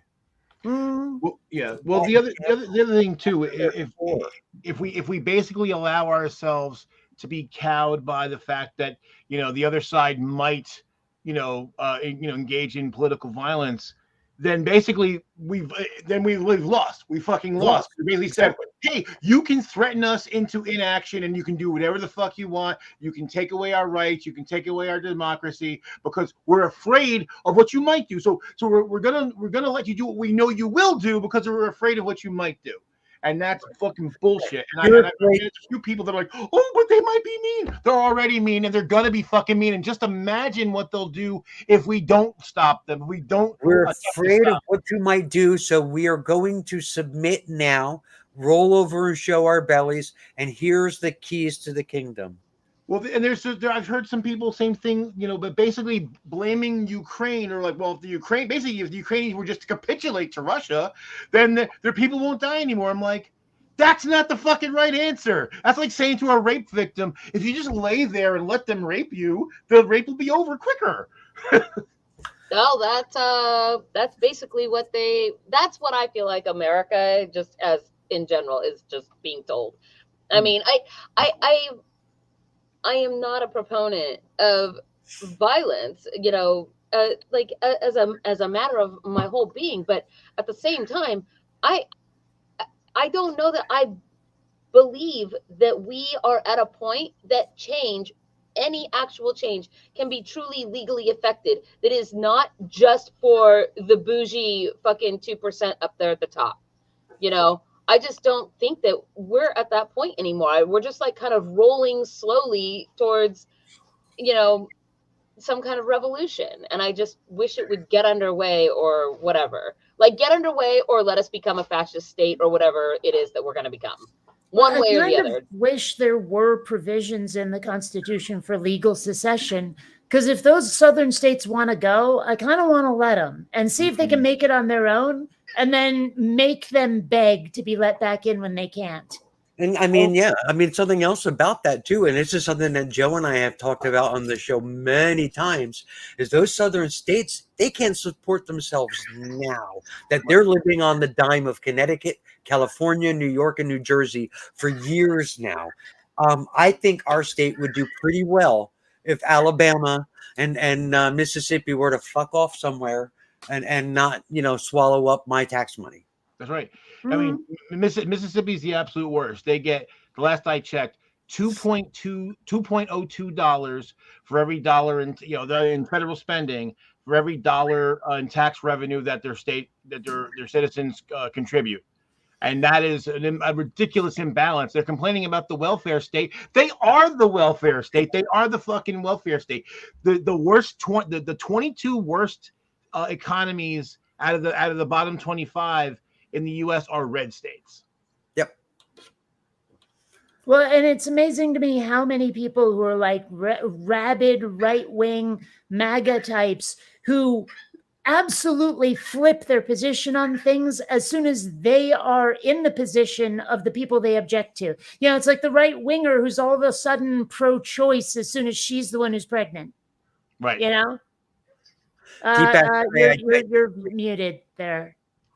I just wanted to add to that a new tactic that the congressional Republicans have been using since Biden got elected is when they not a single one of them will vote for, like, the veterans help, for example. Not a single one of them will vote for it. And then as soon as it passes with Democratic votes, they want to take credit for it. Hey, we've got you this money for our constituency or whatever. Same thing would happen with the infrastructure bill. Every one of them voted against it, and then when money starts coming to their constituency, they're all about it. And that was part of Biden's call out when he basically called them out. He's like, "Hey, you guys voted against every single one of these things, and now you want to pretend that you were for it. You were a for before you were against it. No, you weren't. You gave us no support, and now you want to mooch off us again." And the fact that we have to find that out from Biden instead of the press. I mean, when these people flip their positions, it might make one day of exposure rather than, every single time after that from then on. Like, how any media person can talk to Ted Cruz and take anything he says seriously. They have to be able to look at the guy and go, well, you said this and then you flipped on this, and then you said this and you flipped on this. Why should we take you seriously, Mr. Cruz? Well, again, it's what we were talking about a minute ago, right? It's basically, we'll lose access to these people that lie to us. Like, right. Well, so what? So what? Then you still report on them and say, hey, we like to get their side of the story, but they won't talk to us because we promote the truth and they lie. So before Rachel Maddow became the highest paid person in the history of news and only having to work one day a week, before that, every single day she would talk about, hey, this Republican is in his state saying, taking credit for something he didn't do. She was actually really good. She stayed on top of that shit. I don't know about other anchors and other, I don't know, but Rachel, every show she mentioned it. Right. This was something that drives me up the wall is nearly every news show or news commentator that I like or enjoy eventually starts moving so far away from what I agree with that I have to stop watching them. Like they and it's almost inevitably either towards the right wing or like palpably untrue propaganda. And it's very frustrating. I don't know what it is. I used to watch Rachel Maddow. I used to watch Keith Olbermann. I used to watch Jimmy Dore. And all of these people have started going places I can't support. Man? What happened to Jimmy Dore? I think I know what happened to him. Is he seems to like to talk truth to power. He seems to like to be the one who is like either playing devil's advocate or just being the critic of the people in power. And when Trump left office, he couldn't really find much to criticize. So he started focusing really hardcore on Fauci. And I was like, Jimmy, no, that's the wrong way to go. And after a while, I just couldn't keep watching him. Kate, Rachel's gone. She's not even really on anymore. Yeah. She's making $30 million a year and she works one day a week. She has her show is only on Monday nights now. It's like she's not even nice. $30 million to do bupkis. Must be nice. You sound like you resent that, Raven. Is that? Am I picking up the right tone in your voice here? Do you resent that? She was my favorite. I love Rachel Maddow. Just her delivery style, the way, like if she's talking about like the immigrant thing, she won't just open up her show and talk about the immigrant thing. She'll go back and talk about the reverse freedom rides for 20 minutes and then say, and this is why that's important now. Yeah. So she gives you like all of this like in-depth history and context and everything else, so you can like make up your own mind. That's what I liked. And it didn't hurt that maybe this is just me, maybe I'm weird, but I thought she was kind of hot. Okay, so what I wanted to ask everybody is, I mean, like 30 million a year for one show a week. Now, that's deceptive because there's an awful lot of production and research that goes into those shows. I mean, she'll have a team of researchers getting things for her to siphon through and decide that which was her salary. They're not making 30,000 a year or 30 million a year. They're all getting paid as well. Don't get me wrong, but the point is that you know, when you say 30 million a year, that's for her to present the show, basically, No, right? that's not the production cost of the show. That's her salary. That's what I'm saying. That's what I'm saying. That's for her to present the show, just to present it, right? Okay, so for years and years and years, she had the same time slot where she was Monday through Friday from 9 to 10. Now she's Monday from 9 to 10, and she's making more money than she's ever made before. So And, she's not what I making. want to find out is, do you object to that? Yeah. Okay, and so like it's an interesting quandary because I have mixed feelings about this. I used to bitch about people that made way too much money for way too little work when it comes to athletes and movie stars in particular. Right. And I remember specifically I was watching Arnold Schwarzenegger. This is like 1995 on Oprah. All right.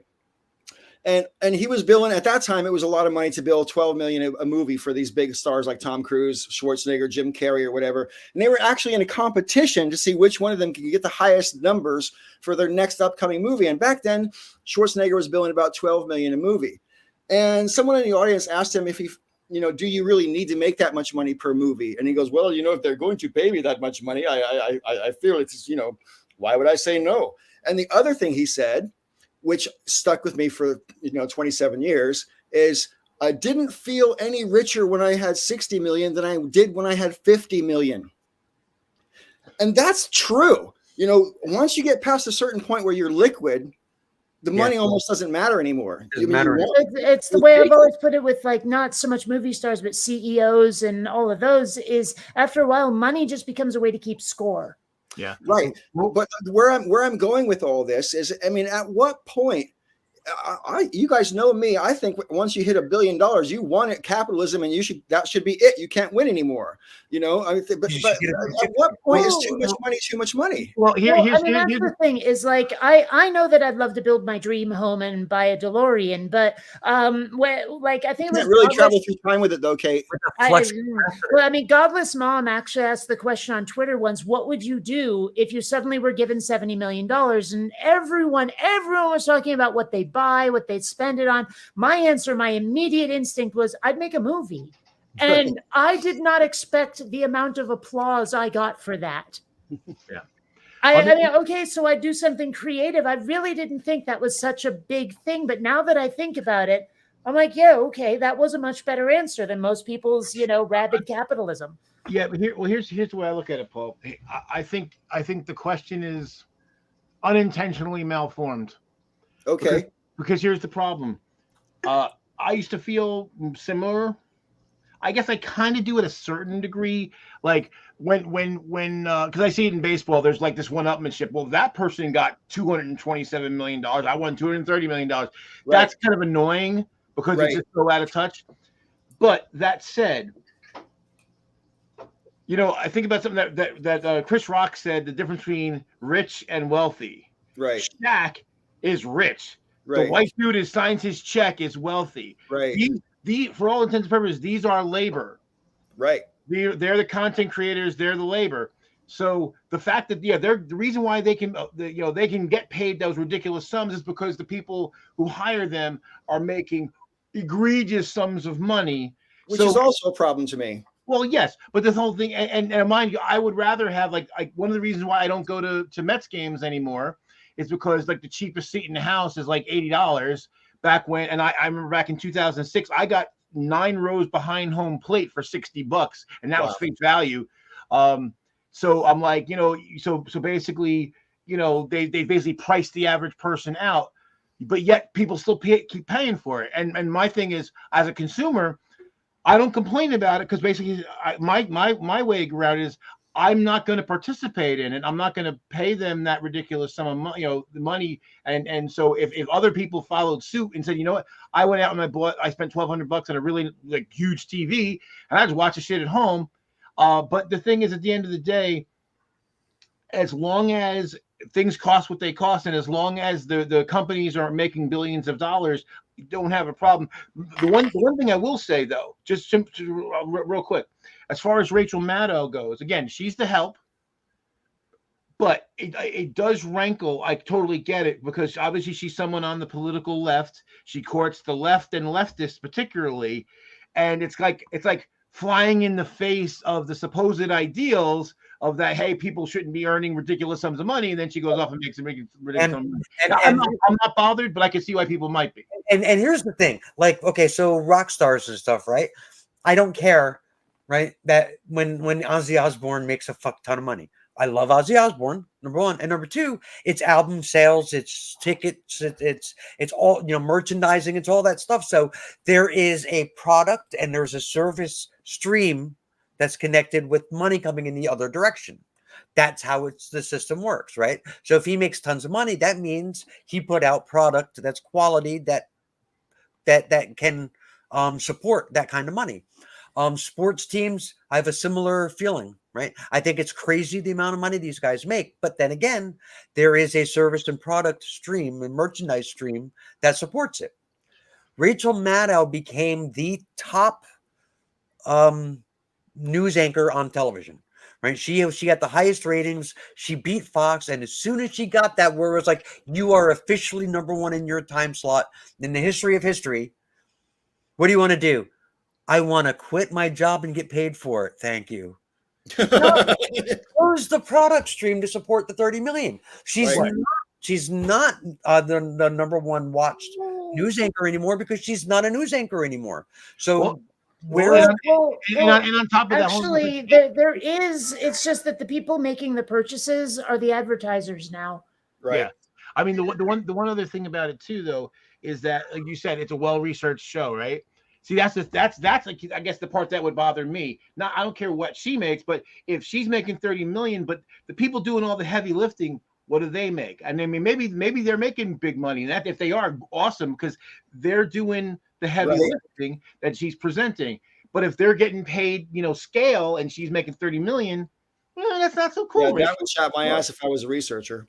Also, just sort of like, and it's a little tangential, along the same lines as going to the ball game versus buying a TV. My shelves are full of movies that I don't even like, because I waited for it to come out on disc or for it to be streaming and watched it that way, because buying the disc was cheaper than going to the theater. Right. It's like a $15, $16 theater ticket versus a $9.99 DVD or Blu-ray. Right. I'm buying the Blu-ray, and granted, a lot of the movies I bought were good, but there's some that really stink that are sitting there on my shelf because, it was cheaper. And I do feel a little bad for the movie theaters, though, because they don't really make the money on the ticket sales. They make the money gouging you for popcorn and snacks. But still, I just feel like the amount of money that people make with regards to, where's this huge upper limit, right? The arguments that feed into that go along with the whole notion that, well, there are that many consumers willing to throw money at it, therefore they deserve to be, getting paid whatever the industry can afford to pay them. And while that might be true, I feel like that is a different set of values than the set of societal values that talks about dealing with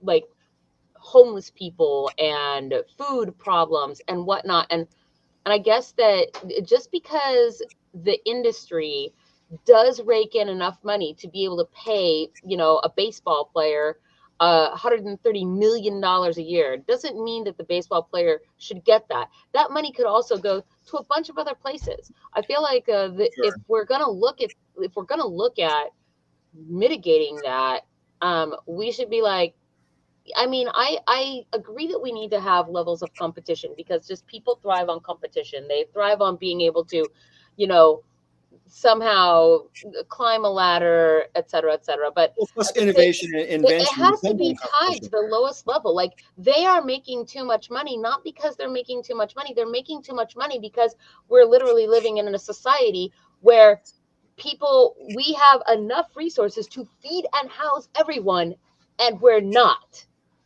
That's why they're making too much money. I'm not sure I agree with that, because I don't think we would view it. I don't think we would care as much about how much money they're making if we didn't all feel like we were living one paycheck away. I hear that. Okay, I agree with that. That's the point I'm trying to get at. I just want to say to me I take your point, because to me it's obscene that they just spent $400 million making the next couple of Avatar movies, right? That's $500 million almost, when there's people starving and the people homeless. And I mean, I don't even want to go to San Francisco anymore because there's so many homeless people. And I'm ashamed to say that, because homelessness is one of my main issues. I've been in San Diego for like 7-8 years, and the number of homeless people living on the streets is depressing. But here's the thing, though. But here the problem, I guess, about the malformed problem again. But it's us. Not, I don't mean any of us necessarily individually, but us as a society. Why are they willing to make a $400 million movie? Is because they know that they're going to make $2 billion, because there's enough people out there to watch it. So why is our society? That's really what it is, and this is the problem I have of the scapegoating. We as a society, not necessarily any of us as individuals, but probably us as individuals too, to some degree, we partake in these things. I mean, if we go to a game, we go to the movies, we partake in all these things that cost lots of money, and we feed it. So we created the market's there because the consumers created it. Well, that's my point, though. As a society, we have demonstrated that we care more about entertainment than about people's lives. What were you going to say, Raven? But those things aren't connected, though. Like, but it's a straight choice, though. The fact that we make $400 million movies, right, and that those movies will make $2 billion in profit has absolutely zero effect or bearing, or has no relationship to the fact that there are homeless people. Because we can also, at the same time, our society can afford to make sure that there are not homeless people. Right. Fair enough. I guess, we like, can kind do of both.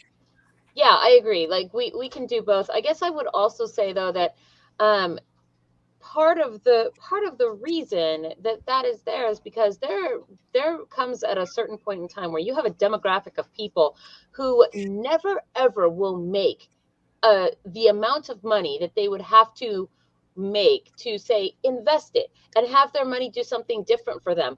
Therefore, the money that they do have goes to entertainment, because what the fuck else are you going to do with it in your poor ass life, right? You'll never be able to, like, putting it into a bank is ridiculous. That's not a way to do it. You would have to know how to invest your money to make your money make money. And most people are never even going to know that. They don't even know how to balance a checkbook, let alone.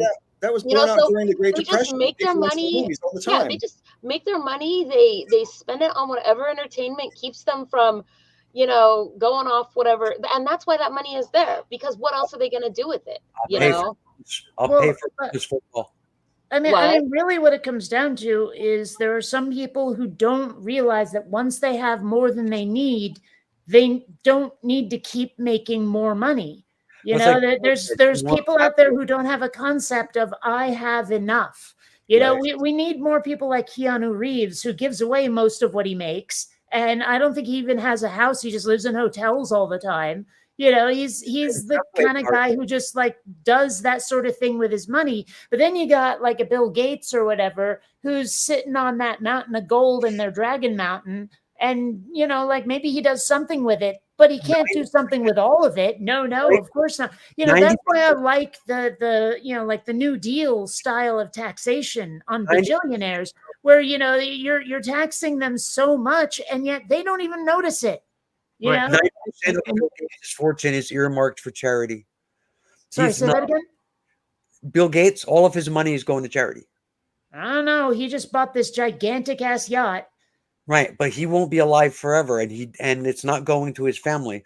Everything that he owns and all of his money is earmarked to be given away to charity. Has been for years. Yeah. Well, but he's not doing it now, is he? It's people like Jeff Bezos who sit on a literal mountain of money and point at the working class and say, you can't organize for unions. You can't demand a better wage. People like that. Well, how many people are following the rail workers strike right now?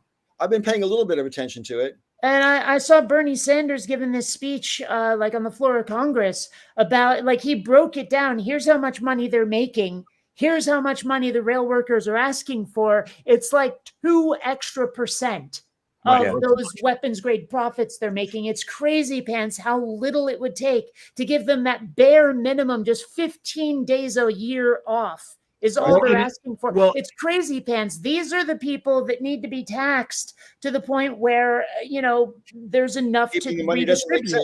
Right. Yeah. Well, and that's the thing. And as I pointed out before, back when the top, marginal rate was like 91%, no one actually paid that rate.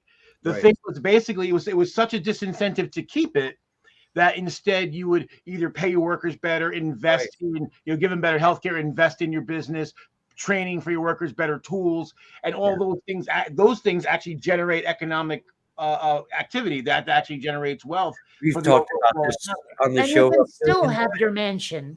Well, that's the thing. That's what pisses me off. Like when I get into arguments with right wingers, it's that because they try to like label the socialist thing on me, and I'm like all the socialists I know would tell them otherwise. But the whole thing is, I'm like, no, I'm trying to save rational capitalism from you idiots who don't actually understand that what you're doing is not sustainable. Concentrating the money in 400 families is not fucking sustainable. The thing that makes a market economy work is the free flow of money, and that means the spending classes, which is everybody on the bottom and the middle, has to have fucking money to spend. Otherwise, the engines dry up and die. Right. A 70% top marginal rate. Until Reagan. But I mean now, like up until Reagan, it was like 90%, 91% at its max. Well, it was actually 70. They lowered it to 70 or in the 70s. Yeah, that's right. And then Reagan lowered it first to 42 and then to 39. At its max, trickle down does not work. No, it does not. It absolutely does not. It can't work actually. Trickle down can't actually work. That's the sick part about it, is because companies, if just say you cut some rich guy's taxes, they're not going to hire people just because they have more money. They're going to go, oh, cool, I got more money, and they're going to buy another stupid yacht or whatever else. Right. I mean, it might help companies in the margins, like you say, oh, we're kind of close to hiring somebody, but it's a little tight. But the thing is, you only get taxed on profits. You don't get taxed on revenue. So basically, this idea that if I suddenly you get to keep more of your profit. No, what demand drives jobs, not supply. Right. And that's what drives economic growth. And again, so when you say, okay, hey asshole, if you want to keep that last, bit of that ridiculous amount of money you're making, we're going to take most of it. And then you're going to go, well, shit, I'd rather put that money into my business one way or another. And then that drives the economy. At its max, it was 91% top marginal rate. Right. Over like $2 million, I think it was. Yeah. So I think it was 400,000 back then. Even went with like a 70% today over $2 million. That would be transformative. That would change the entire society. Especially if they actually collected it. Yeah. Yeah. Well, even if they didn't collect it, though, but that's the thing. Even if they didn't collect it, because if they didn't collect it, right, because the reason for not collecting it would be that the money's being spent by the companies. Right, it's not profit. They're reinvested and all that. Only going to take the profit. So there would be more research and development. There would be higher wages. There would be better benefits. You wouldn't need to worry about universal health care because everybody would have the best healthcare money could buy because your employer would give it to you. Right. Because they would rather do that than to give it to the government. Right. So that's what happened in the past. Until the rate got knocked down, and it's what would happen again if they were to do it. But they can't do it because Ocasio-Cortez said it, because she said it. Forget about it; it's never going to happen. Well, socialism. One thing I did want to point out, which is actually good news, which kind of, because of all the bad news lately, it didn't seem to last very long in the media cycle. But I mean, I'm pretty sure Congress just passed like a minimum 15% corporate tax that they cannot get out of. That is huge, because I don't even remember the number, but it's more than 20 of the top corporations were paying zero or negative tax. Yeah, Amazon and GE were paying lower in taxes than my business. How fucked up is that? How fucked up is And that? as someone who literally busts their ass for fucking and has had moments where you don't know if you're going to make it, that has got to really chap your ass. Absolutely. I mean, I've told you before, well, a few years back, we had, we've had down years, we had up years, we had down years. In the down years, I made literally less than everybody in the office, even the admin people, because if as a small business, you don't get paid till everybody else does. Not until the rent's paid, not until the insurance paid, not until the payroll's paid, healthcare's paid, all that shit's paid, all the equipment. If there's anything left, you get paid. And I've gone long. I mean, Raven knows, and Paul, you were in business. Sure. I've had long stretches without earning a fucking penny. If I didn't have my wife who made decent money, I would have been fucked. Right. So. And this is the reason why sometimes I won't go down that road right now, but that's the thing. It's there's such a difference, and the thing that pisses me off is that people don't. I guess all along the spectrum, people don't get the difference. Like when they talk about these rates for people making over a certain amount, it doesn't affect most small businesses. Most small businesses have revenues below $10 million. In fact, most of them have revenues below $4 million. And then remember, that's revenue, not profit. That's revenue, right, not profit. You can have like my but I've got Mike knows this. We talked about it before.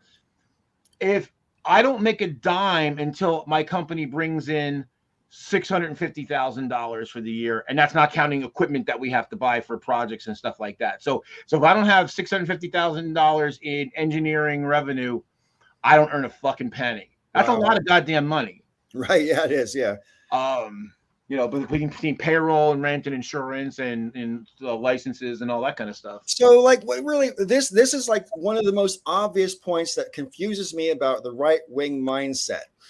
And I don't know that we have any of our right wing people in the comment section anymore, or former right wingers, I should say. But it seems to me like it was in the news a year and a half ago that was it 2017 and 2018, I think it was, Trump paid $750 in taxes each year as president of the United States. Now, virtually everybody here paid more money than that for their taxes. How come conservatives don't get furious about that? Oh! I think I know this one. Now, I really like the alt-right playbook. I don't know if anyone's watched that series. I really meaning to, Kate, but I haven't got around to it. Well, one of the things that they mention is that like the right wing tends to view things as a sort of hierarchy, a pyramid, where you got sharks at the top and minnows at the bottom. And like there's something about looking at those sharks at the top and saying, well, they deserve it. Because if they're at the top, then they did what it took to get there. And therefore, anything they get is what they should have. And, and there's no shame in being a minnow if you're not like at the bottom of the pyramid. If you are serving that the king at the top there, the big fish, so they don't mind that these people aren't paying out the taxes because they deserve to be where they are. Right. And it's not just that. It's also this whole concept of he's one of them. So what you do to one of us, you do to all of us. Right. Okay. There's no way they would allow anybody to go after him for more money because he's not paying enough, because then they would be likewise have to be paying more money also. But I was the person I know personally who, sorry, Joe, real quick. Everybody I know personally who bitches about paying too much taxes is a right winger. Yeah. And the funny thing is, a lot of them probably don't pay all that much in taxes because, again, we know from the statistics at least that the average pay for people who work in red states is not that great. And that's what again shock everybody and agree with Kate. But I've actually heard people say to me exactly what Kate said. Well, and I got an argument with one guy years ago. I remember famously that. So he, before it started out the other way around, he was working. He did like HVAC repair. He had to do HVAC repair in a building that was like public services, like welfare or something like that. And basically, the situation was that the person was there. They were working but getting assistance because they were getting paid so meagerly, which like that should bother people in a way. Why do people get paid so badly that they qualify for that they actually need services to survive? Which it's horrible. But And anyway, in any case, so he heard this caseworker tell the person, look, you're going to have to ask them to cut your hours back, because if you do, then I can give you all this, because they don't have a sliding scale on benefits.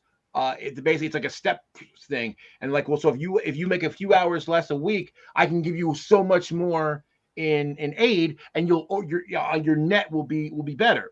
And he was thinking how terrible this was, blah blah blah. And I said, well, there's about their responsibilities. Like, well, no, the responsibilities to their family, they get their family fed. And if that means working fewer hours so they can qualify for more benefits, that's actually the responsible thing to do, because they're taking care of their family. And then I said, got into the whole discussion of why, you should be thinking the other way around. And then, so then I said, well, what, and you're like, well, they're gaming the system. I said, okay, well, what about those rich assholes that game the system and get that? And then this guy literally said to me, well, they deserve it. Well, they're smart because they figured out how to game the system. I'm like, well, why isn't that poor person who figured out how to game system also smart because they figured out how to get over on the system? Well, and another thing is, like, you always hear them like howling about big government and yada yada yada. A lot of it seems to be like they think that those people up at the top, like you say, they're smart. They knew how to game this in. They knew how to get there. But if you get a handout from the government and it's our money, you're going to school on our dime, you're eating on our dime, to them, that's putting your hand on the scale and putting someone in the social hierarchy where they're not supposed to be, because they haven't earned it, because they're not gaming the system the way that CEO does. Right way. Donald Trump, when he was running for president in 2016, publicly talked about how he took advantage of the law, right, to file for bankruptcy in order to profit. He said it was smart. And he said it was smart. And anytime anybody on the left said anything, someone on the right said he deserves it. It was smart. Yeah. The fact that he had six bankruptcies, just make it more so that he deserves to be president, because he obviously knows what he's doing. Well, the other another right winger that you reminded me of when we're talking about this, and again, this is that right wing mindset, this myth that they have that they're all self-reliant, even though their states are on the dole. Craig T. Nelson was famously on Fox News said, "I was on welfare. Did anybody help me? No." It was insane. There wasn't even a period there. It was literally one continuous fucking sentence. "I was on welfare. Did anybody help me?" Holy shit. But this guy wants to believe that he did it all himself, and being on welfare was his own work. Hey, keep the government out of my Medicaid. Yeah. Mm-hmm. Mm-hmm. Well, Alexandra Pelosi had actually did a movie some years ago, and she went to Mississippi, Alabama, all the poorest states, and was trying to get the attitudes of these right wingers. And Mississippi, again, it's the poorest state in the nation, gets the most help. And they're talking to these people, and they're the total stereotype of the hillbilly, right? They have like ripped up clothes and no hat, missing half their teeth. And so again, this guy's going off about how the people shouldn't be living off the government and all this, and she's like, "But you get welfare and Medicaid." He goes, "Well, I need that." Somehow him getting it was great, but all the other people getting it was bad. Right, and what category those other people are in, we can probably all guess. Well, I mean, they're either black or brown or from liberal states, right? Because liberals don't deserve anything because they're not real people. Right. And a lot of these people, from what you watch on Fox anyway, in the clips, I don't watch Fox, but I see plenty of clips of them, and you could be forgiven for thinking that these people think that blue states are only occupied by people of color and trans people, whatever else. And there's no white people and or rednecks or whatever you want to call it. I mean, Jesus Christ, I grew up in rural California. There's rednecks. Trust me. They have the belief. A lot of them have the belief, especially the ones that don't travel anywhere.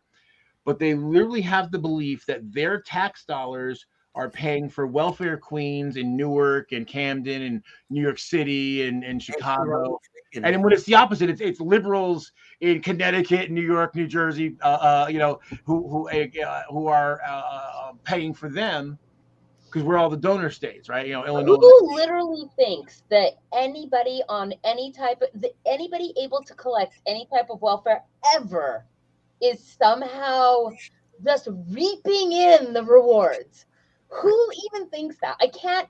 Those ideas so don't go together. I just. Oh yeah, the welfare queen eating a lobster and like yeah. So yeah, was it Cory Booker? He did a demonstration. He said, okay, I'm going to only eat what I can buy from using SNAP benefits. So he basically took, it's $139, I think it's a week, or I think it's a month. And he tried to live on just that. Right. And basically, he was like in medical distress after like 2 weeks and had to stop. Right.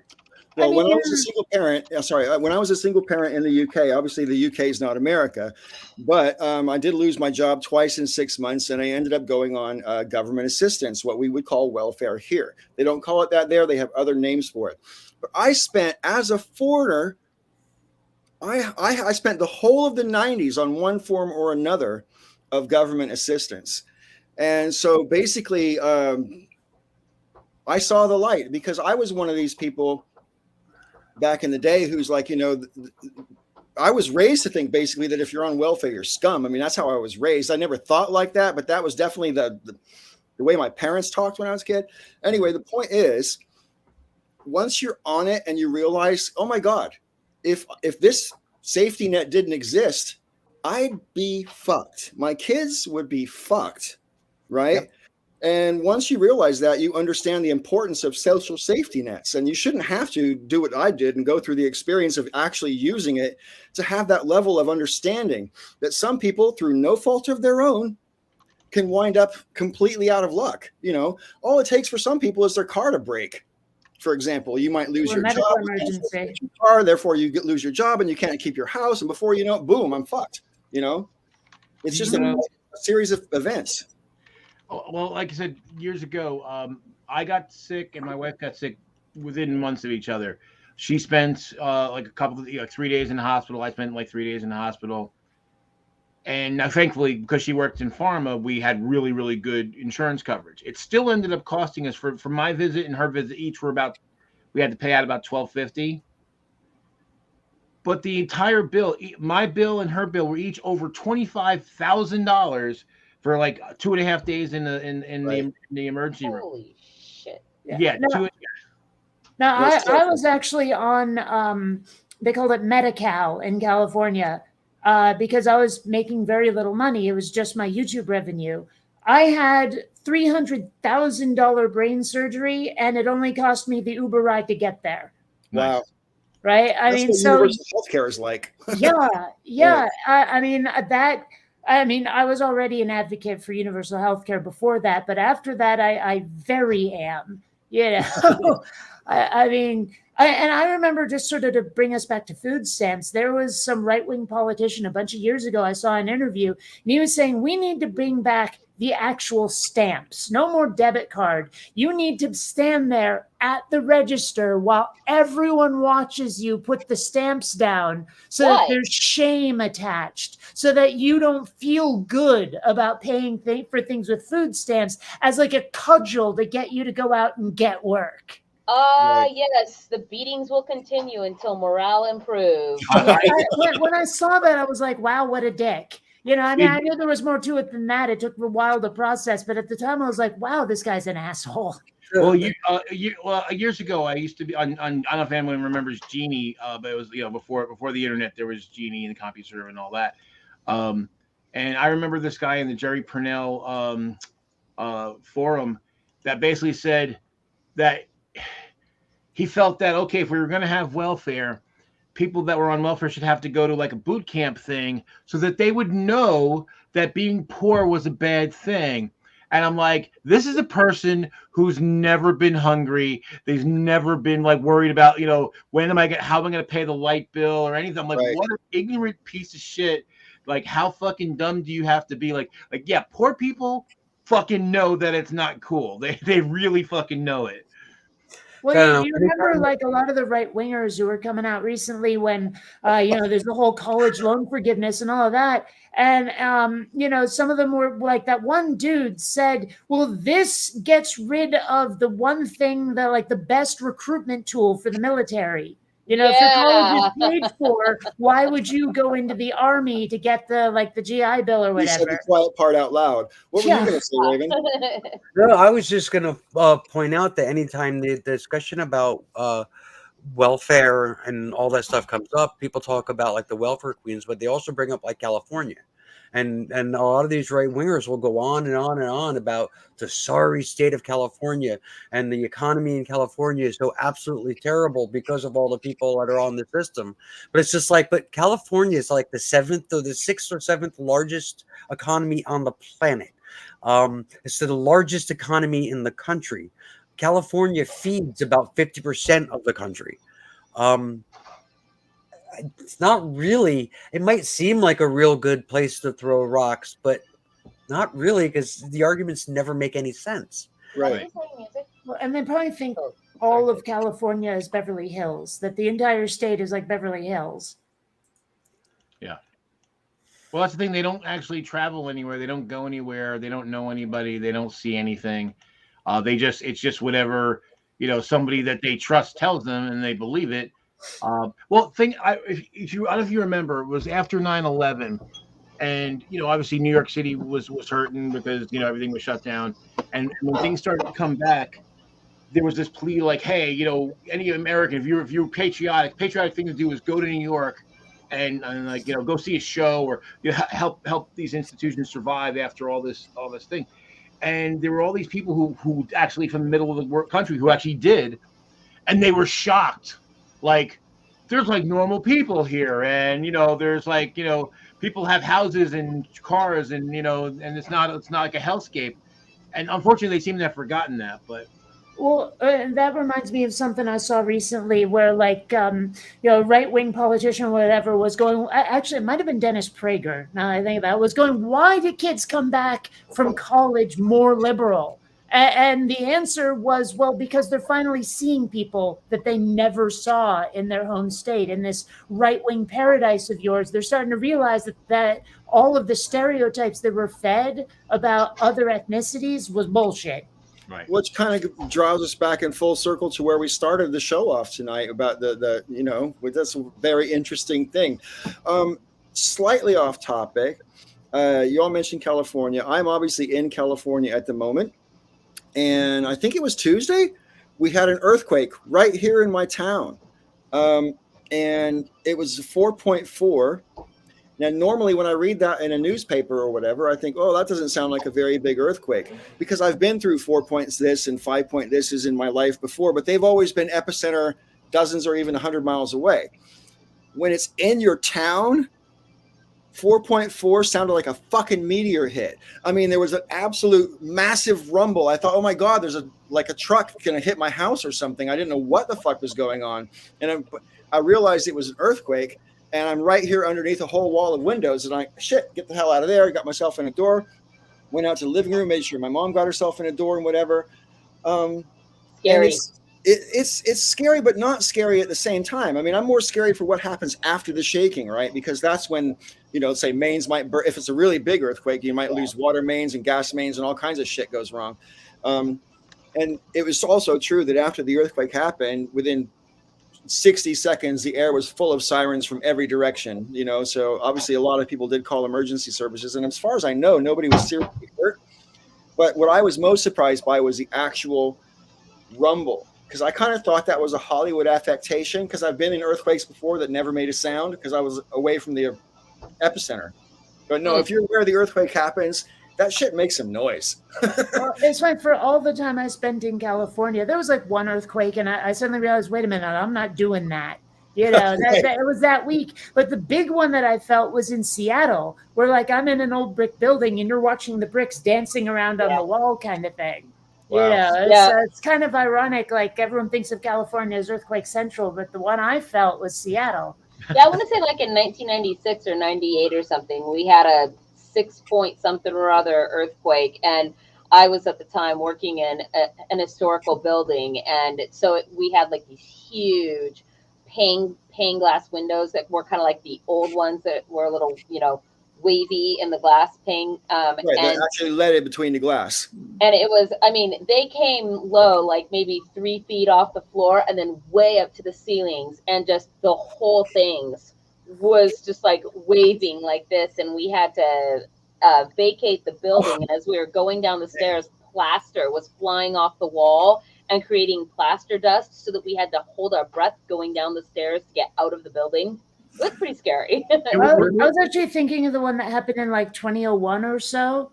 I was in Pioneer Square at the time, and like we all tried to escape down the fire escape, which wouldn't open. So we went out the front door, and we're all like, "Oh, good, we're safe." And then we realized all of the metro wires are and you're like, no.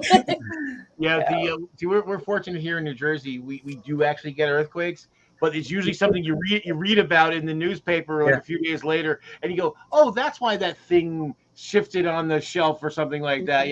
There was one like 2 weeks ago. I remember once when I was a kid, there was an earthquake when we were awake, and I was actually going to like kneel on, get something in my desk, and as I was going down, we got the shake, and so I fell. So of course, being a fat kid, I was like, "Oh, Joe fell down and the ground shook," But that was like that. I think there was one other time I remember where we were actually aware that things shook, and it was when I was in this house. I don't know. I want to say like 2007, 2008 time frames, quite a while ago. Well, but usually when I've been in earthquakes, by the time you realize it's an earthquake, it's already over.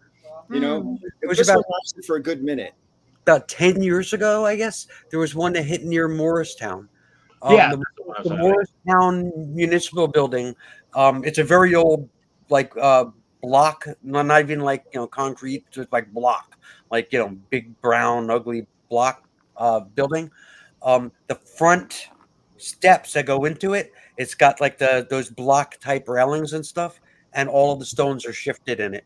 They never went back and repaired it. It's all shifted from the earthquake. Yeah, that's in, and that place is in between Raven and I. So like we're both about roughly equidistant from where that earthquake happened. I know that there is a fault line like somewhere under Lake Champlain. So every now and then there's a tiny, tiny, tiny earthquake here in Vermont, but it's like I've only ever felt one of them, like in my entire life. I mean, so. Michael, have you ever experienced an earthquake? I was in Long Beach, California when they had the Whittier quake in California, and I had my dresser fell on me. That hurt, but I was just a kid. Oh, you were a kid. I was gonna say, how could any dresser fall on you? You're way taller than that. But you said you were a kid. Well, so that clarified my question. Yeah. Oh, back then they taught us all to like go stand in the door jam. Yeah. I just wanted to congratulate Autumn on 110 pounds lost. I was just doing that on chat too. Yeah. That's quite an achievement for anybody, really. And how close are you to your goal, Autumn? And have you looked in the couch cushions? Because when you lose something, it's usually there. Yeah. Well, see, the thing is, like before COVID hit, I had actually lost 55 pounds. Unfortunately, as I like to describe it, or sadly, but then during COVID, it found me and brought friends. Yeah, I know some people who've chubbed out a bit because of COVID. It's happened. Yeah. So I'm down a little bit from my highs, but nowhere near enough. I have a long way to go. I actually found with all the not going out, I played a ton of VR, lots of Beat Saber. So I want Beat Saber so bad that I've played it like a couple of times and I love it. Well, the thing is that most of the music isn't what I would choose to listen to. But when they came out with that Green Day pack, I was pretty happy. I mean, I'm not a huge Green Day fan, but it's much closer to what I listen to. I just like crushing the graphics that come at me. Like, I'm a fucking Jedi, bitches. I don't know what Beat Saber is. It's sort of like Dance Dance Revolution, but you're holding two lightsabers and like swiping at these tiles that are coming toward you. It's pretty fun. Yeah. Lightsabers are cool. Lots of aerobic too. Like if you really get into it, then you can get pretty aerobic with it, and that also feels good. I think just like the I don't bodily think movement. the really high skill levels, you're doing a lot of standing still, but doing this with your arms. I think actually on medium, there's like, a brick here, a brick there, a brick here, but there's a lot more side to side going on. Can get into it. Yep. Nice. Yeah. It's funny. There are some people on OnlyFans that make a buttload of money doing Beat Saber naked. Interesting. Man, I want to lose about 30 more pounds. Well, there you go. Well, there you go. Do Beat Saber naked and make you lose weight and make money at the same time. Well, don't What think are I you haven't talking about? considered it. I mean, I rollerblade naked in parades. I've thought about it. If you're gonna do that, you need to start your OnlyFans, right? Like naked Beat Saber. That'll be the thing. Does anybody here have an OnlyFans? Just out of curiosity, I wouldn't do that. I wouldn't do that to people. Hey, there's fetishes. Right. I mean, someone suggested I start an OnlyFans just because my cat likes to lick my feet, and apparently that gets some people. I don't know. Because foot fetish people. Yep. There is a demographic for everything. This is true. Especially on the internet. I remember years ago, I posted a photo on like, am I hot or not? And I certainly got more 4s than I got 10s, but I did get 10s. Not that I can understand it, but hey, whatever. I'm afraid of stuff like that. I can't handle the possible rejection. 15 years ago, I had a picture on Rate My Boobs. That's pretty funny. Hey, listen, friends, I want to wind up the show. I'm obviously I want a little after show afterwards. So I would like to say thank you and best wishes to everybody in the chat who's been like very well behaved on this particular podcast. And thank you all for showing up and putting in your 2 cents worth. Say goodbye, everybody. Goodbye, everybody. Bye, everybody. Bye, everybody.